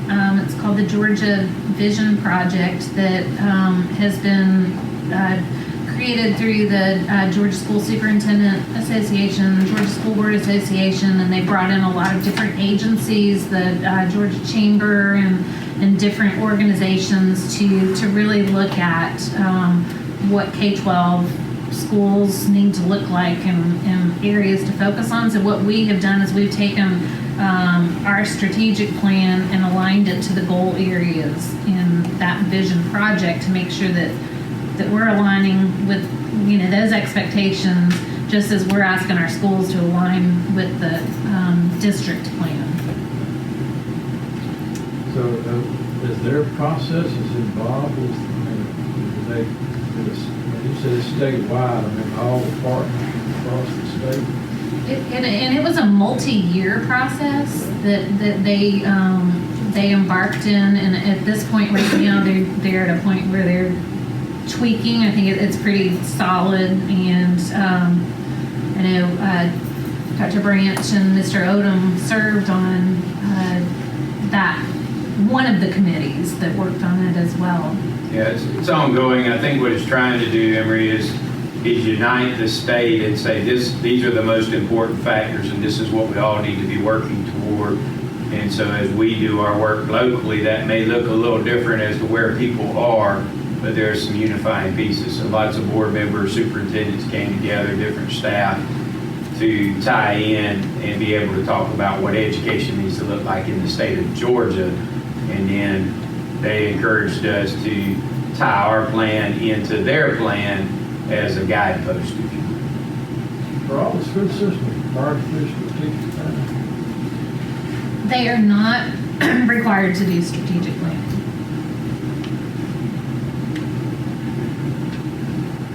A lot of them borrow what Dr. Buck has created.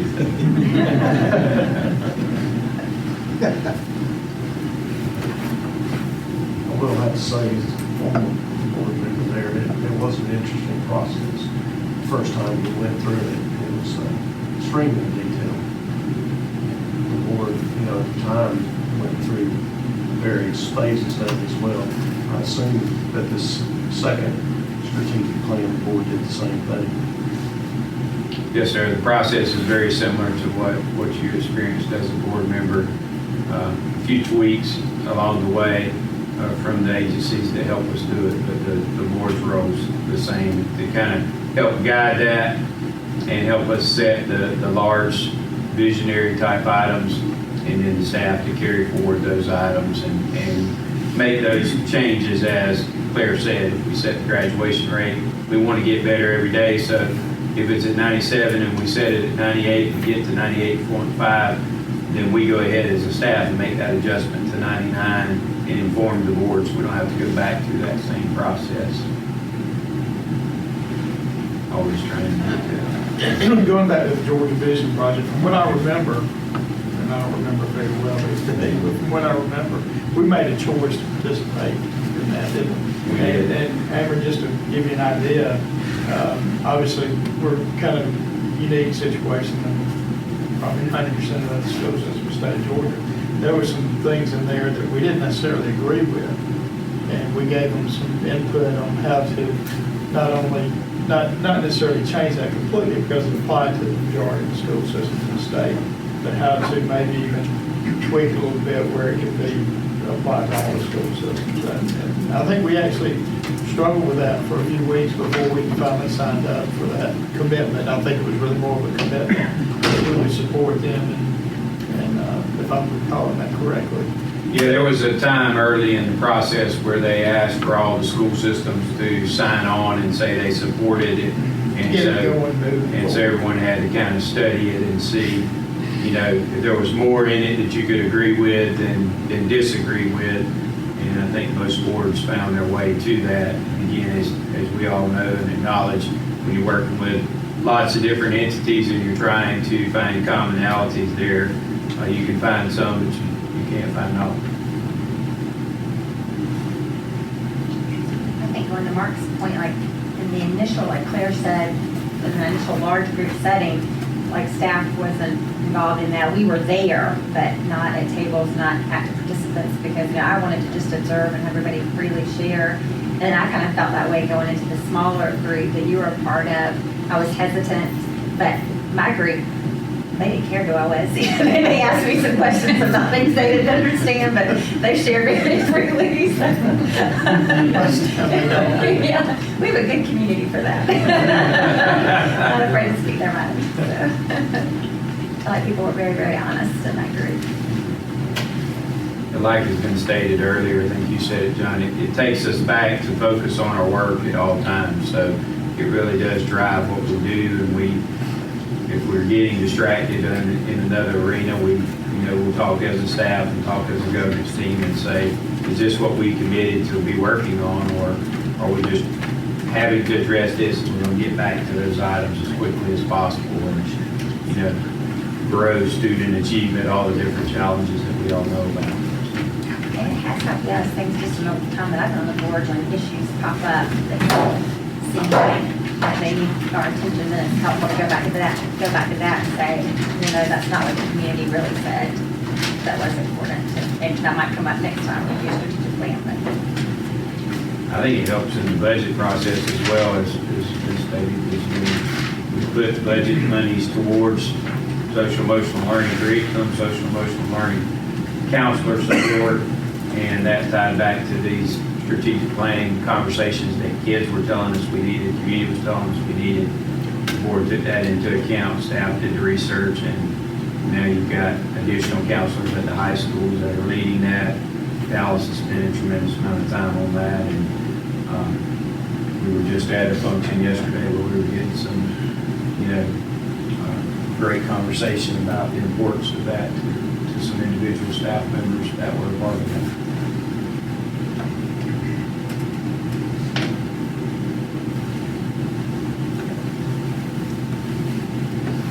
One thing I'll just make one comment. Really doesn't matter which board you own. Our community seems to be extremely involved, willing to participate in different areas.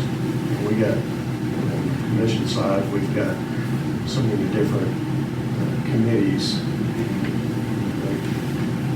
In the past, there's been different times where you had so many people coming in, it's just really difficult to figure out which person to put in what position. Sometimes that's not the case, but we've had that recently.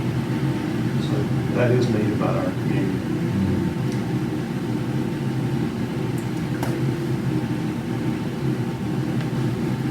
Dr. Rich, anybody else going to be speaking about strategic planning process in the school district?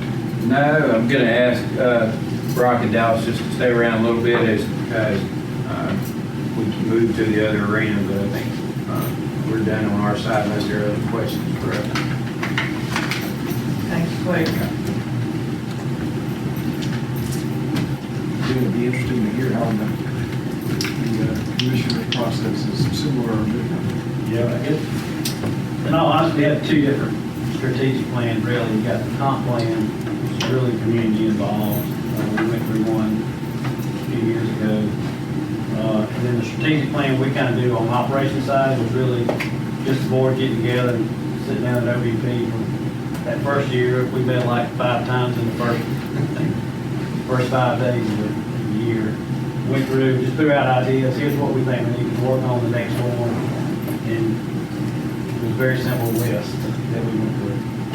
We were able to accomplish a lot on that list. We did it again in 2021. I've given you a copy of our latest one. You can tell Justin's here, it's more than just a Word document on a list. I've also, road projects that we have pending, got it broken down between state projects, joint projects, and then local. So y'all can look at that as you go through it. I'm not gonna go through every single thing in there. Basically, we've kind of divided our operational strategic plan into, I think it's 4 different groups. First one is smart government. So one of the things we talked about in 2017 was having key performance indicators about trying to figure out trends before it's too late. And what we found out was we didn't have a real good data collection system. Our financial system wasn't as strong as it needed to be to kind of capture some of that. So we had to go through a process of replacing some technology. And now, hopefully in the next few weeks, months, Justin and his team have gone through the KPIs, figured out how to collect them. We're going to have a real neat system that at some point, anybody in the community will be able to go in and pull up and see if you want to track building permits or all that kind of stuff. It'll be in an interactive form that you can understand. So we're really excited about that. One of the other things we've done is, Justin mentioned going from reducing employee counts, and we've done a lot of reassigning of positions as well. We kind of picked all the low-hanging fruit about moving stuff around that we can. And so now we're going through operation, bringing the outside group in to do efficiency optical reviews in different departments. So we've had finance go through one. Right now, clerk of court is going through, and also water resources we start going here this month as well. So they kind of come in and look at how they track, help us come up with the indicators that we need to track. And then we are always trying to get people more engaged. Usually, I mean, the comp plan, we get good people there, but if we have a meeting and 400 people show up, we're getting nervous. Because 300 is leaving mad.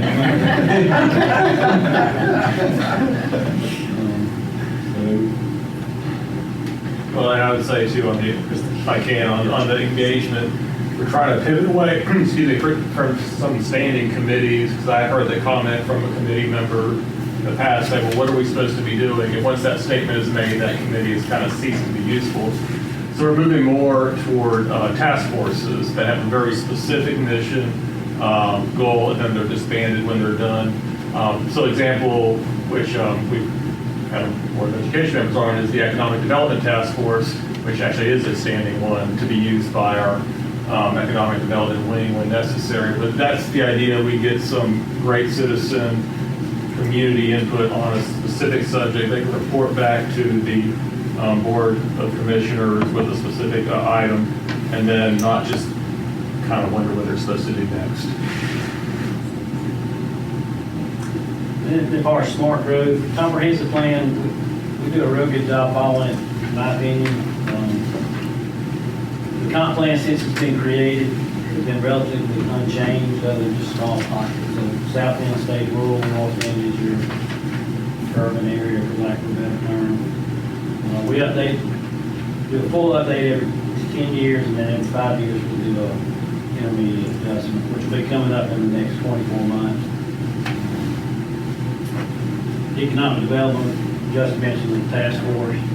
We recently rolled out from the in-house economic development, and we produced an agreement with the Chamber of Commerce, and now they're kind of handling it for us. I believe both boards went up to Atlanta to the economic development. That's where we kind of saw the different models, and felt like that was the best way to do with that. Good people at the chamber. I'd give her another credit. She did good in spite of me. The goal from our end is kind of to increase commercial portion of the property tax base to 50%. Right now, that's only about 40%, with residential being about 60%. And that's no small feat to try to do that. Some of the stuff we're doing, reserving sewer capacity for commercial activity. So We don't have any residential sewer capacity available at this time. It's actually overcommitted based on projections that were made in the early 2000s. We do have a huge demand that we're seeing for senior type housing. So there's some opportunities there for somebody to come in with continuing care, similar to Presbyterian homes. There's one over at Home Depot that's similar with a lower price point. So you kind of move in to a house and you can move to a condo and into the actual memory care or assisted living section of it. So there's several of those that, I think the only one we've done recently was Home Depot. The rest of them have been out there since 2009 or 10. So you're going to see a lot of activity.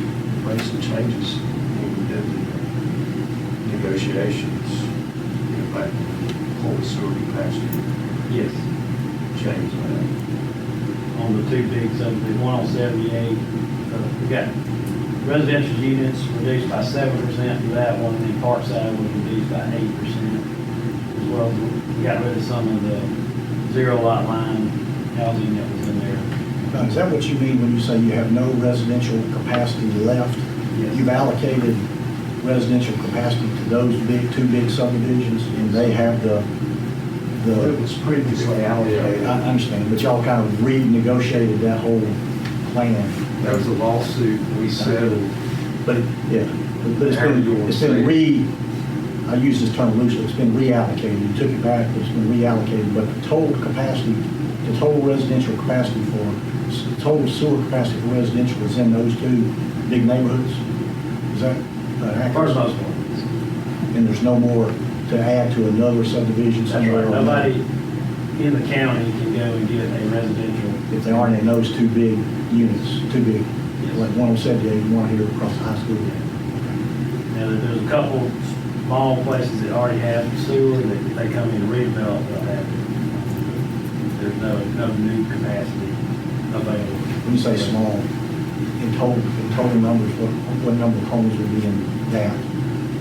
Like 11,000 gallons of sewer, so not much. What's 30, 40? Okay, small, nothing like that. I will tell you that, had we not moved on those buying back the infrastructure, y'all would see it first. Yeah. I mean, they could have pulled permits on Parkside within hours before we did what we did. But let me ask you this, Joe. There's nothing preventing them today on their own from starting building, pulling those permits and building and adding sewer capacity in those neighborhoods now, right? Well, it's their decision to do it. Well, yes and no, yeah. They've got to meet certain conditions from the negotiation that we had. One of them was redoing the sewer lines, and so that was a huge step. And in part of our strategic plan, we're trying to, and it was part of the long-range plan for that facility, the LAS site is going to be decommissioned. And so some of that sewer capacity for those big developments was going in that direction. So that was rerouted during the negotiation. And had we not done that, then that would have been on the county's dime to be able to fund that, to be able to relocate it, to send it back to the Oconee River, which is where we're going now. So that was a huge negotiation for the county to be able to do that. And so with that, there were parameters that were set so that your growth could only be a certain amount per year. And so now I believe they're still in the process of trying to complete that sewer line. And then once that's done, then they can start with their... Is that true for both developments, Mark? The one on here and the one out of City? Both of them have some major sewer improvements they have to make in their own infrastructure before they start? Okay, road issues. Yeah, okay. Plus, I will say, Parkside, part of the deal was we have a cut through to that Dooley Boulevard from OVP, which will help alleviate a lot of the traffic issues, because then now you have the ability to split that traffic from two sections of the county. that they need to get the OVP, but I will also say that the fact that this government has 200 acres sitting that we own and control that will go to parks, green space, I think is one of the biggest things that is just out over the horizon, that we will be able to provide things for this county that is really bigger than big. Because many counties or cities don't have 200 acres sitting. So that whole issue with what we did with those two developments, allowing us, as Mark's been saying, closing that LES site behind North Oconee High School for future generations, it is a big deal. I don't really think it's been given the credit that it probably deserves. But that whole project and what we did, I think it is really, really big time. Do y'all have any sense of what the timeline is? How long before those two developments are able to make the improvements that you require within their two current developments to start building? I mean, I guess what I'm understanding is they can't start building until they do a couple of things, a lot of infrastructure improvements. So what's the timeline for how, in terms of their progress so far and what you know about what they're doing? How long before they're actually going to start building homes in both of those big developments? Well, I was in conversation with one of the, I guess the consultants that's part of Westland, and so they're almost at the point of being ready to pull permits. But they still have to do road improvements. There's a pretty major intersection improvement at the Goat Farm Road that has to be done. And then the sewer lines have to be tested and accepted by the county. So there's still a lot of Probably hurdles. That'd take at least a year away. That's Before they can West. start pulling permits with either one. Oh, either one. Is there a limit on the number? You said there was a limit on the number of permits per year? 75 per year. Can you Per development? can you enforce that? I mean, can you It was part of, they agreed to it. They should it's part of the. so that's an enforceable limit that you think you can Well, let manage? me put it this way, I'm not a lawyer, don't claim to be, but I was told by somebody one time we couldn't do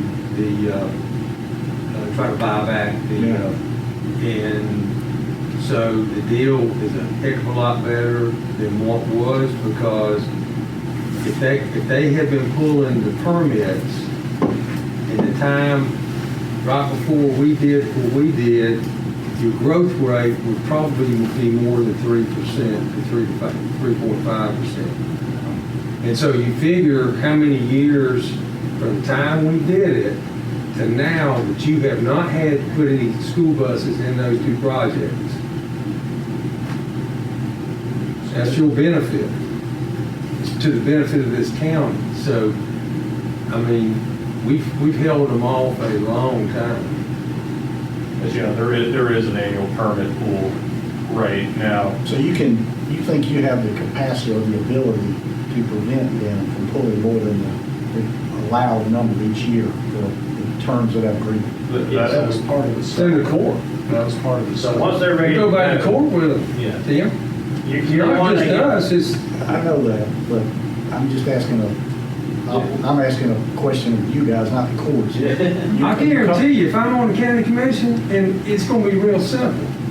You ain't getting a permit. Just that simple. For the record, that's my domain.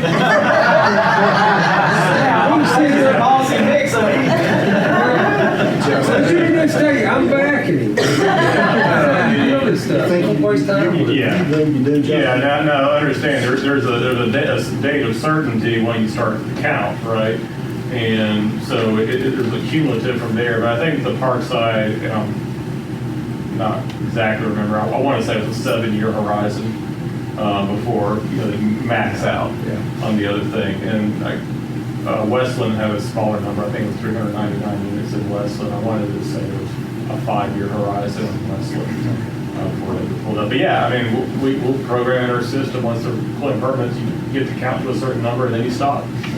There is a pool, so if your first year, you only pull 70, then that 5 rolls to the next. They could technically do 80 the next year. But we were at a home building association, and all the major home builders are pulling back on what they're doing now anyway. You remember that number from D.R. Horton, what they? Well, in the metro Atlanta area, it was like 70,000 homes that were being built every year. And then now they pulled back to, somewhere close to 20,000. It's a very significant amount. And then the other thing that was really interesting about the stats is there were 2 different ones. One went from the 70s to current, and this presenter that was there went from back in like the 90s to current, and both of them were, the presenter was 4.6% growth rate for Oconee County, it's not regional, but Oconee County specifically, and then the other one was 4.6. One was 4.5, one was 4.6. And so that was one of the reasons I was kind of asking earlier about the growth projections, how y'all look at that type of thing. But it was a really interesting program. And so I've had some conversation with him about, forwarding us that presentation. So if anybody's interested in that, I can forward it to them. I just finished, our company just finished up a small 100-lot subdivision in Clayton County, Robert Henry County line, and Smith Douglas is not D.R. Horton, but they're pretty big. And unfortunately, we contracted with them a year ago. We locked in a price a year ago because as soon as we locked in, I had 3 other builders. I mean, we left hundreds of thousands of dollars laying on the table. And but as far as the cutback, I think that everything I've read has to do with the booming market. It's definitely a seller's market right now. That you've had a lot of people that are cashing in. That's causing a lot of these newer homes to move a little slower because you're getting that influx of additional inventory in the market. And I spoke with the folks at Smith Douglas about that. They said, yeah, but they're hitting it just as hard as they can hit it. They're obviously a lot line type developer, good, nice homes, but smaller lots and 4,000 or 5,000 square foot lots. And they're probably on sewer too. Yeah. Oh, yeah. And one of the things that came out of that too is that they said that government oversight regulations was extremely important in the Atlanta metro area, and that you move out further, like into Oconee County, even Clark County, they included that the oversight is much less, and the cost of doing business is so much less out here. So that's why you saw a lot of the bigger companies coming into this area looking for property. And so had we not made some policy changes on the sewer side of it, you would have seen a really big explosion in the residential side. Well, I for one give you credit for making the deal because I have at least 3 pieces of property, and one is a 1990 agreement, 300 and something houses, mixed use houses and multifamily. It was an agreement that we signed in 1992 with the city of, not to mention, around Atlanta. And, we've been trying to get out of that thing for 15 years. And not that it's bad, it just doesn't meet today's needs.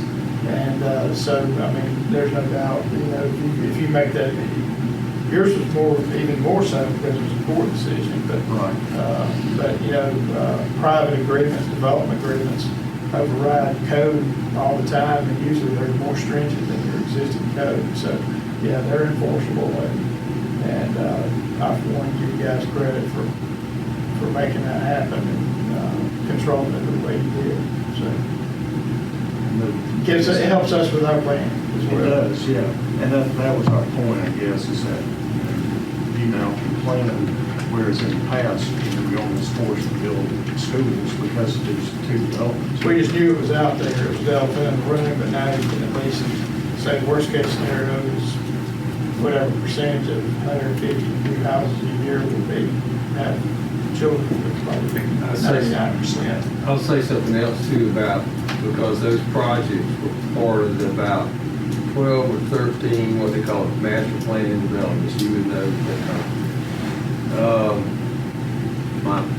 My opinion, I've said this, the county should have never got involved in those things in the first place. The county didn't have the sewer capacity. We're still, in my opinion, fledgling when it comes to sewer capacity. But the county made a decision back in the early 2000s to do those things, but you can't do them now. It's been fixed. You can't do them. We're just not going down that path because it is detrimental to the county, which includes your government, our government, the cities, wherever. So there were a lot of moving parts. You know, what got us to that point, and I think the commission has worked very hard to get it corrected. And I think the fact that you're not seeing any houses out there right now proves that point, because they could have been out there. What has it been, 3 years? There'd be a lot of houses out there right there. So, On park side, and I know I just mentioned a little bit, but I think the total number was somewhere close to 800 units. And so was it 200 that we reclassified to senior living only? And so, that's a huge reduction in terms of y'all school board planning. So that makes a big difference. And then the other thing, I'll push up all that, the sewer was allocated, so they had paid some capacity fees and things like that. Had they pulled permits during the time that we pulled it back, we would not have had a place for all that capacity to go, because our plant was really, at that point, it was already over capacity. Our inflow was exceeding the levels at the plant, so we were forced to do a pretty major upgrade at that point. And we also, because of taking advantage of some other opportunities, went ahead and built the infrastructure to go to 3 million, which is where we are today, which I think was great foresight on the planning that went into that sewer plant. So now we can move forward and not have, as we know, everybody knows, construction cost has just gone through the roof. We would probably be paying at least double what we paid just a few years back, just to get that plant up to 3 million. The other thing is kind of holding the line on quality construction standards. We spend a lot of political capital statewide, been in some of that, and still have quite a reputation with capital. So that was a big deal. Most of the builders that we had one that finally just left. The rest of them were very amenable to following the direction that's been set by the community. So I think that was a big win as well. We expect the 250, 300 range to kind of hold. One thing to watch is once some of these senior living start, those permit numbers will go up. We might need to help you classify those out from the regular single family. So just keep that in the back of mind. That number may go up, but it's going to be, should be with no children. What is the thing at Brett Thomas that's gone behind Oconee State Bank headquarters? Something going right there, senior? They're looking at doing some type of senior high-rise there. High-rise. Yeah.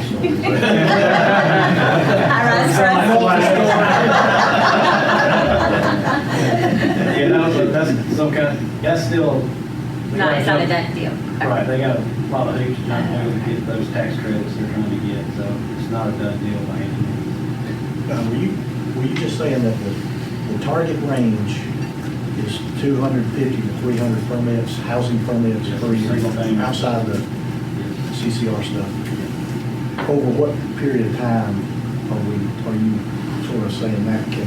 That's kind of where we want to be from now on. So for the next 5 to 7, That's our 10 goal. years, 250 or 300 a year. And Based on what we're seeing from the market, and then just what's available out there, I don't know, there doesn't seem, we're not having a whole lot of pressure on rezones for new subdivisions. We've done a few, but they've all been 10, 12 lot type things. We're seeing a lot more of the bigger subdivisions coming back saying, I don't really want to have 200 lots, I'd rather have 50 lots. So if we can work some of that stuff out, that's going to be more help. What, keep in mind, 150 of it, we hit at one, half of that would be In these two subdivisions, yeah. What means, what tools, what authorities do you have that you can use and apply to hold to that 250 to 300 number over a sustained period of time? We don't. I mean, the market's going to drive a lot of that. The big tool is zoning and land use. And so most of what you see on the ground right now is what I call background zoning from the early 2000s. So they have their vested right. 1,200 lots are consumed in the two subdivisions, a few minor extra. The other tool we have, which is honestly, I would argue the single most important tool for growth management, really is our water sewer policy. So if we have water and sewer lines strictly in the northern part of the county, but I call it the suburban, not the urban part of the county, but that's where they are, that's where the infrastructure is, nothing in the south. Everything in the south, therefore, has to be on septic. It's got these minimum lot sizes that are going to be, and now we're talking about acreage tracts, not anything that's going to really move the needle as far as large-scale subdivision development. And so even beyond, once you get beyond the sewer lots, you're talking about 1.5 acre size on the lot size. These are more the estate size lots, not. And so when you asked your question, how do you regulate 250 to 350? That we can't do. But what we can do, and what we have done from a policy perspective, is really set up our code to encourage and allow, in our land use plan, to allow these certain lot sizes that really fit in with the Oconee development style in the comprehensive plan, and may not be as attractive to what I would call more of a metro area builder. And so you kind of hang in the box to where the sweet spot is, and that's where we're seeing the market hit about the 250 to 350 on the high end range. Do you know, off the top of your head, I know it's probably don't, but an estimate was good enough, permittable lots that are on the ground right now? I mean, I know you got reserved sewer capacity on undeveloped subdivisions for zoning, but permittable lots that you can be permitted, and we'll include these, just exclude Parkside and, I think we can hand you an exact number of permittable lots on the ground. About 3,000. Yeah, there's about 3,000 of kind of background, mostly zone 1998. Is that excluding the two big ones? No, it includes those. Okay, so exclude the two big ones. The two big ones are what, 2,000 or? About 1,200, so you got 1,800 lots that can be built on today without anything being done, no sewer upgrades, That's correct, yeah. I mean, the roads are good. No, roads, there's been no development done on those. Okay, I'm talking about permittable lots, and I can go in and get a permit today. they have they platted the subdivision, Yeah, they have right. the road infrastructure. What I call pipes They subdivision. have the pipe. I don't know. Well, you got 100 lot, well, actually 120 lot right across the park side that's available right now. I still think that'd be 500 or less. Some of them don't have any kind of road system. There's very little. Yeah, I'm talking about very little ready. platted infrastructure ready, subdivisions ready to go. You have vested just boxes that need to be carved up at some point, but And whatever's down the road from me, going toward the Strickland's on the right, I guess, I don't know if they're built. Yeah, have they built out? They got, there's another section that hadn't even been finalized. Okay, so they haven't even finished their second phase. They hadn't even started with that. I don't think you've seen that. Yeah, but they've got, they're not super though, are they? Yeah. I mean, you clearly understand why that's such a significant issue, why we're asking about it, because Jason's already talked to you about the plans that we have in place for the next 5 years to do the expansions. But that's just to meet the growth that we are sort of minimally expecting to happen.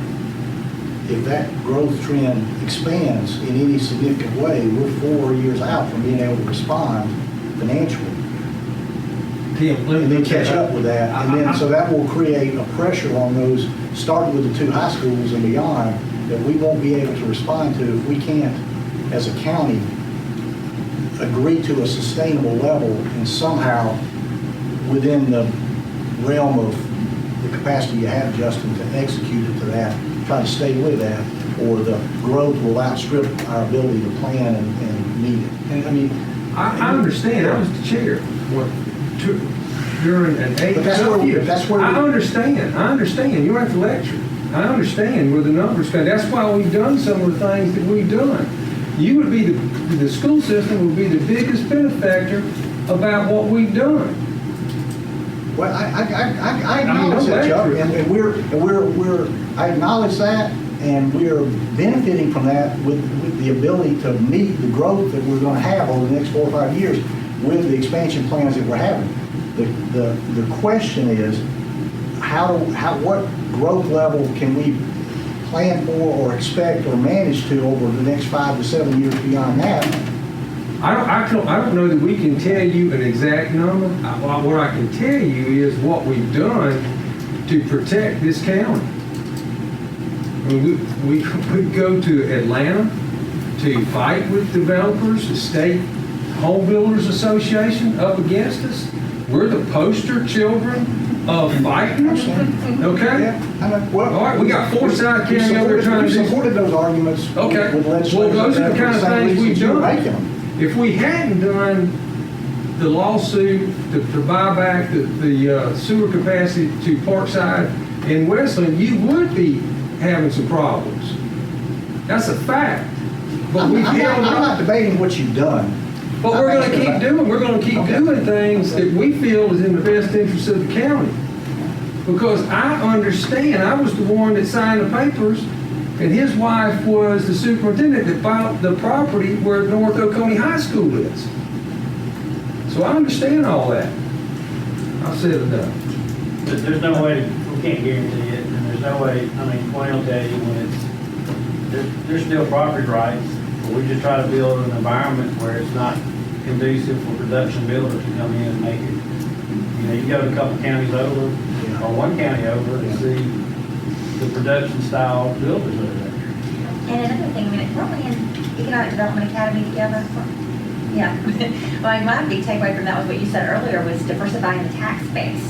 And I mean, that's going to be, and that's your focus too, so that's going to be a help. But doing it, I think we have a good economic development team in place that will do it the right way, that the county, the citizens won't, not just bring any kind of business in here. Well, one tool that you have that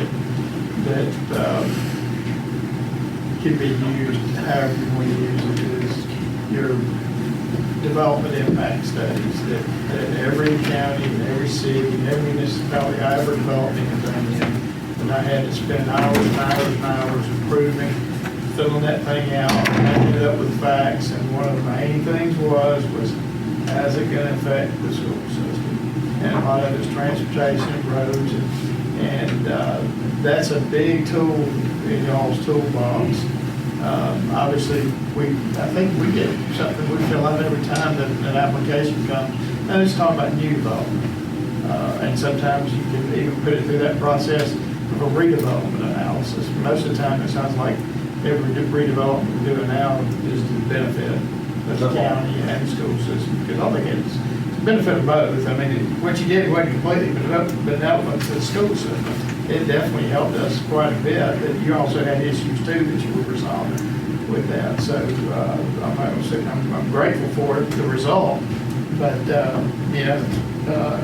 but you do have that impact study that gives you leverage to make a decision on any kind of approval of any kind of new development. So that's where you do have an amount of control that you could justify decisions that they vote on as a governing body. So they can turn down a lot of stuff, they can justify it with a lot of things. But if you've got cooperative people who are kind of getting involved with the plan that you have, makes it a whole lot easier on everybody. And if you set that standard up front, I've gone in a lot of places where there was no, I just knew I could go in and win. But there was a lot of places where it was up front that I knew that I had to play within their rules, and it was a win-win. I actually preferred those because you didn't have any surprises. It was pretty much defined up front. And if you do that, you'll have so much more, and that's what you are. You're the controlling board of the county and growth and everything, a lot more so than we are. And unless our schools start going down, which I don't think they are, we're not going to do that to slow down growth for sure. Well, we don't want to go down, just quit bragging so much. When you say, when you're saying, you don't have to advertise so much. I think it's in your material too. But anyway, they do have some controlling factors that they can utilize. And that's, like I said, most of that's on new development. But if you've established these parameters on existing development, then you can probably have a better forecast of what's truly going to happen. That's kind of what we're basing on. That's what and that's mine alone, 250, 300. I just don't, there's not a whole lot of things happening that make me think it's going to explode. Just from, total economic statewide and what's happening in home building. We do expect commercial growth to continue to pick up and expand. And a couple ones I was going to mention is Oconee Mercantile. That's a whole redevelopment of old Shore Time. Everybody remember Shore Time? Yeah, Shore Time. They used to make feed bins for chicken houses. So that's going to change that whole area there as well. Presbyterian Homes is open and they outperformed any projections they had. So even the people that are coming in wanting to do similar type projects, had one come the other week, and I was like, you realize you got Presbyterian Homes, you got this and this that are in, and said, yeah, but the demand's still there. So the retirement side of it's going to be pretty strong. But you're not having to give any tax incentives on the retirement side because we're becoming quickly known as a really nice place to have these retirement, which is okay because in all reality, you still get the increased tax values. We don't have to impact on schools and they don't drive a whole lot. Presbyterian Homes has their own pickleball. I was saying, I made it. Taylor Ironworks has created a new subsidiary company, and they're going out to Gateway. So that's pretty big. Smart infrastructure was another one. Broadband, we had an agreement in place with the group, and that just didn't work out. It wasn't going to be feasible, so that was scrapped. We are talking with other folks now. With the state throwing some additional money, we've been approached by some folks that weren't interested before, which are coming in and doing some stuff. We're working on that project now. Facility strategy was one of the things listed, so we've got a new administrative building coming. Everybody know across from Fire Station 1 at 441, the old 441. Right now, we're in design phase with the architect. That's gone real well. They met with all the departments, kind of talked about what's needed and trying to figure out what size and how many stories and all that kind of stuff.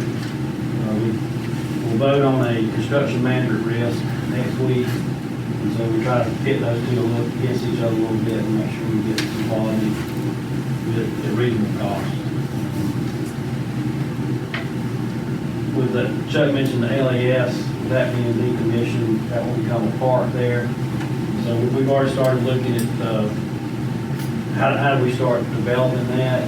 Probably one of the first things to do would be an in-control court facility for basketball.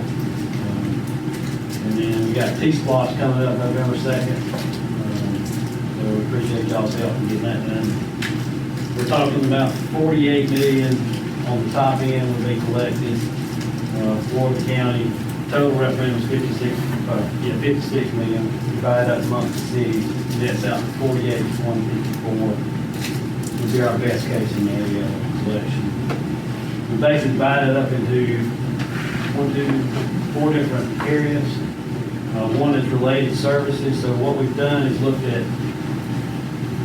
our budget and taken out things out of the general fund that we're able to cover with T-Splosh. And we've come up with enough that we could do a meal rollback with the passage of T-Splosh. So That's about 10.5 million minimum. We have 3 million to 3.7 million for paths. That's multi-use paths. And the safety intersection improvements, 4 to 5 million, depending on the collection rate. And paving is 20 million to 26 million, based on what the collections might be. So if it does pass, like I mentioned, 1 mil rollback, we're anticipating that would go into effect at FY '23, and we're remaining through FY '26. We talk about paths. Right now, just over the years, kind of the paths that have come up. We're talking about one on Hog Mountain Road from Butler's Crossing down to Lakewell Road, Presbyterian Homes area. We'll probably, we've already kind of are looking for engineering on that already, so we're moving forward on that. Daniels Ridge Road from Hog Mountain back over to the Oconee connector. It's been talking about the Union Church Road one from 53 all the way back over to 186. And then trying to figure out how to connect each high school back to the parks at some point in the future. If I being ain't gonna touch all that. So. What we will do is kind of convene a task force to look at those and kind of figure out the best way to move forward. Safety and intersections, we're talking about intersections like Burr Harris and 53 would be one we'd look at. Gone Ferry to Assendale, Union Church at New High Shoals, and also expanding our lanes to 12 foot. We did that on Hog Mountain Road. I don't know if you've driven down that lately, but we had 2 feet on each side and did a resurfacing, and that road is a lot better, a little safer now. Paving, we just completed a road rating. The company came in and used LiDAR and ultrasound or whatever they used to measure the condition of the road. So we'll get a report back on that. We'll be able to rank our roads and then look at different paving strategies. Right now it's costing us $250 to $260 a mile on resurfacing average. We're going to try to get that rate down some if we can.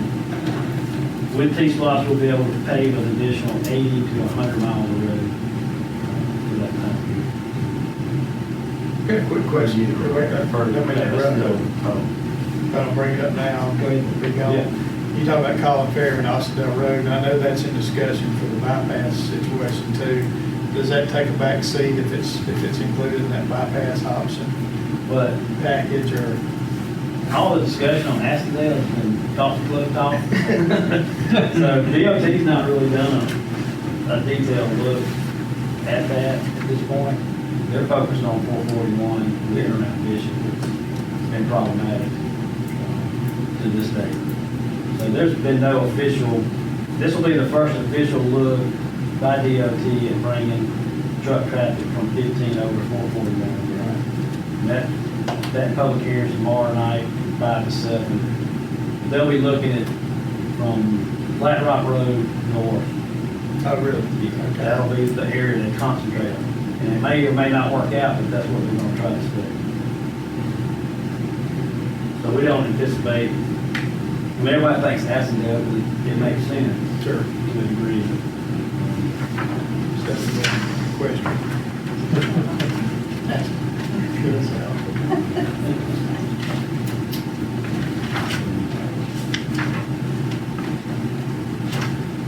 Water resources, Mark mentioned Cost Creek, we're at 1.5 million gallons a day. We're going to go to 3 million. That's under design review now.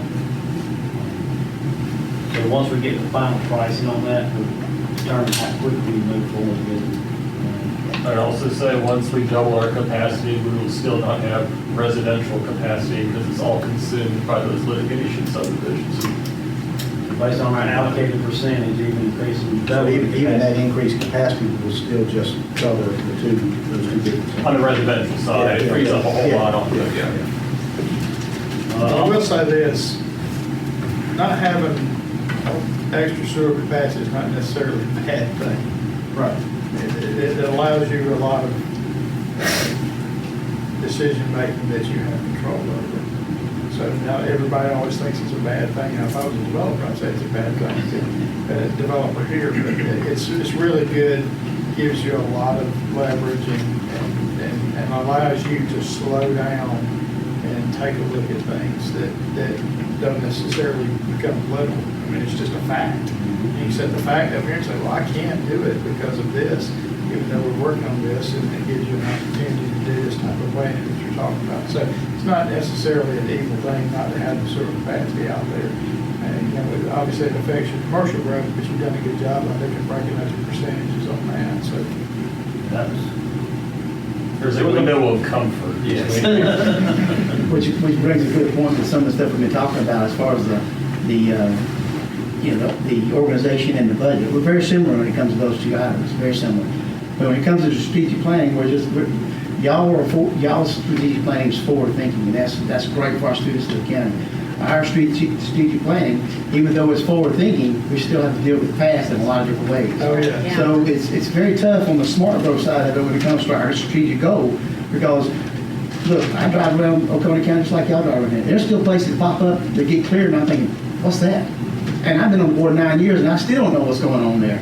And maybe I just ain't doing my studying properly. But the fact of the matter is, things still get cleared, and I don't even know what's going there. Because it's before our strategic plan, we want to go forward, but we still have to deal with all the back pass and stuff. And the sewer is a great example of that. We're trying to catch up more than we're trying to, fix for the future when it comes to having sewer growth for everybody. So we're very similar, but our strategic plans do come off differently when it comes to having to deal with what we got to deal with.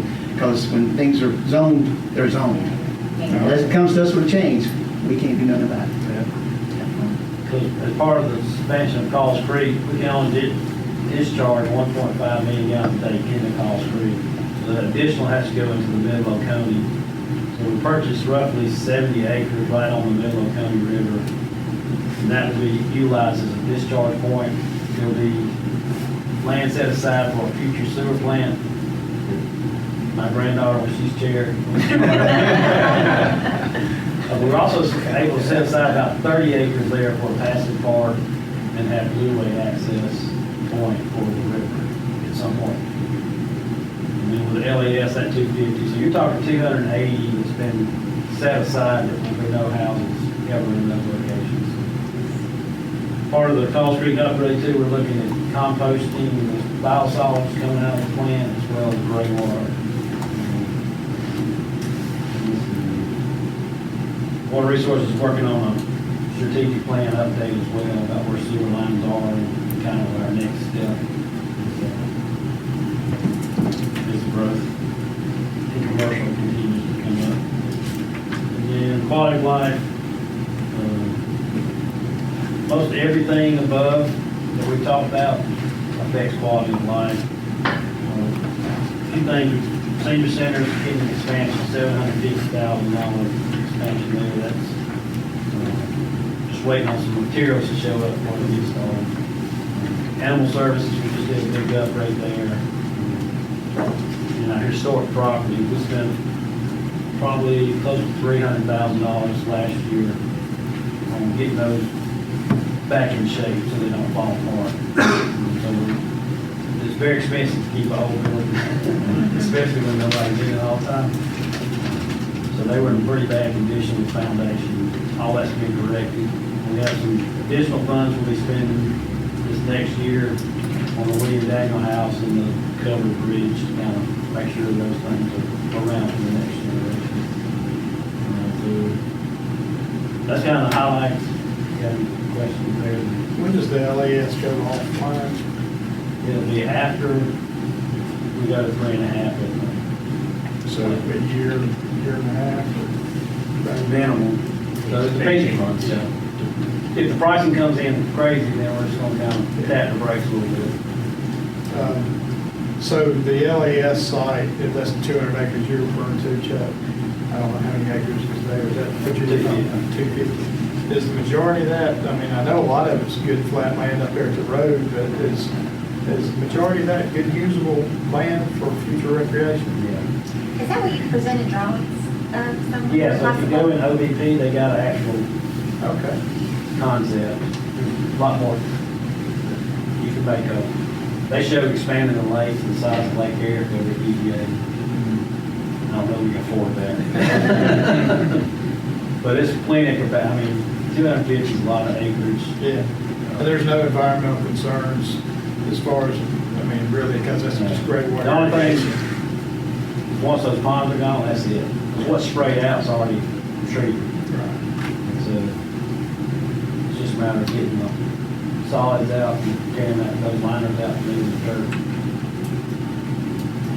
Just think of it as if you're in the Oconee River, there's Athens Farm. Oh, I just didn't know if they were Just down, whoever's downriver.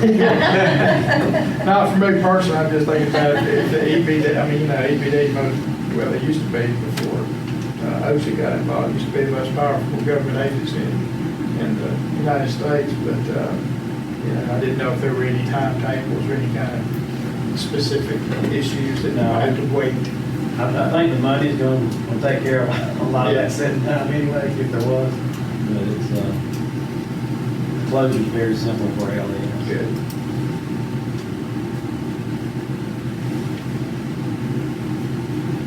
Rich, we're about 17 minutes over our scheduled time. You all want to do a quick wrap-up, or you want to call it quits? Pleases the board. Did y'all look at the strategic plan and the projects, you want to just all have a single time, and we'll sit down and go. Well, we appreciate y'all all coming. I think it's been an informative meeting, and I think it's great to open up lines of communication. Dr. Everson, we appreciate you being our facilitator. Zoe, we appreciate you being our hostess.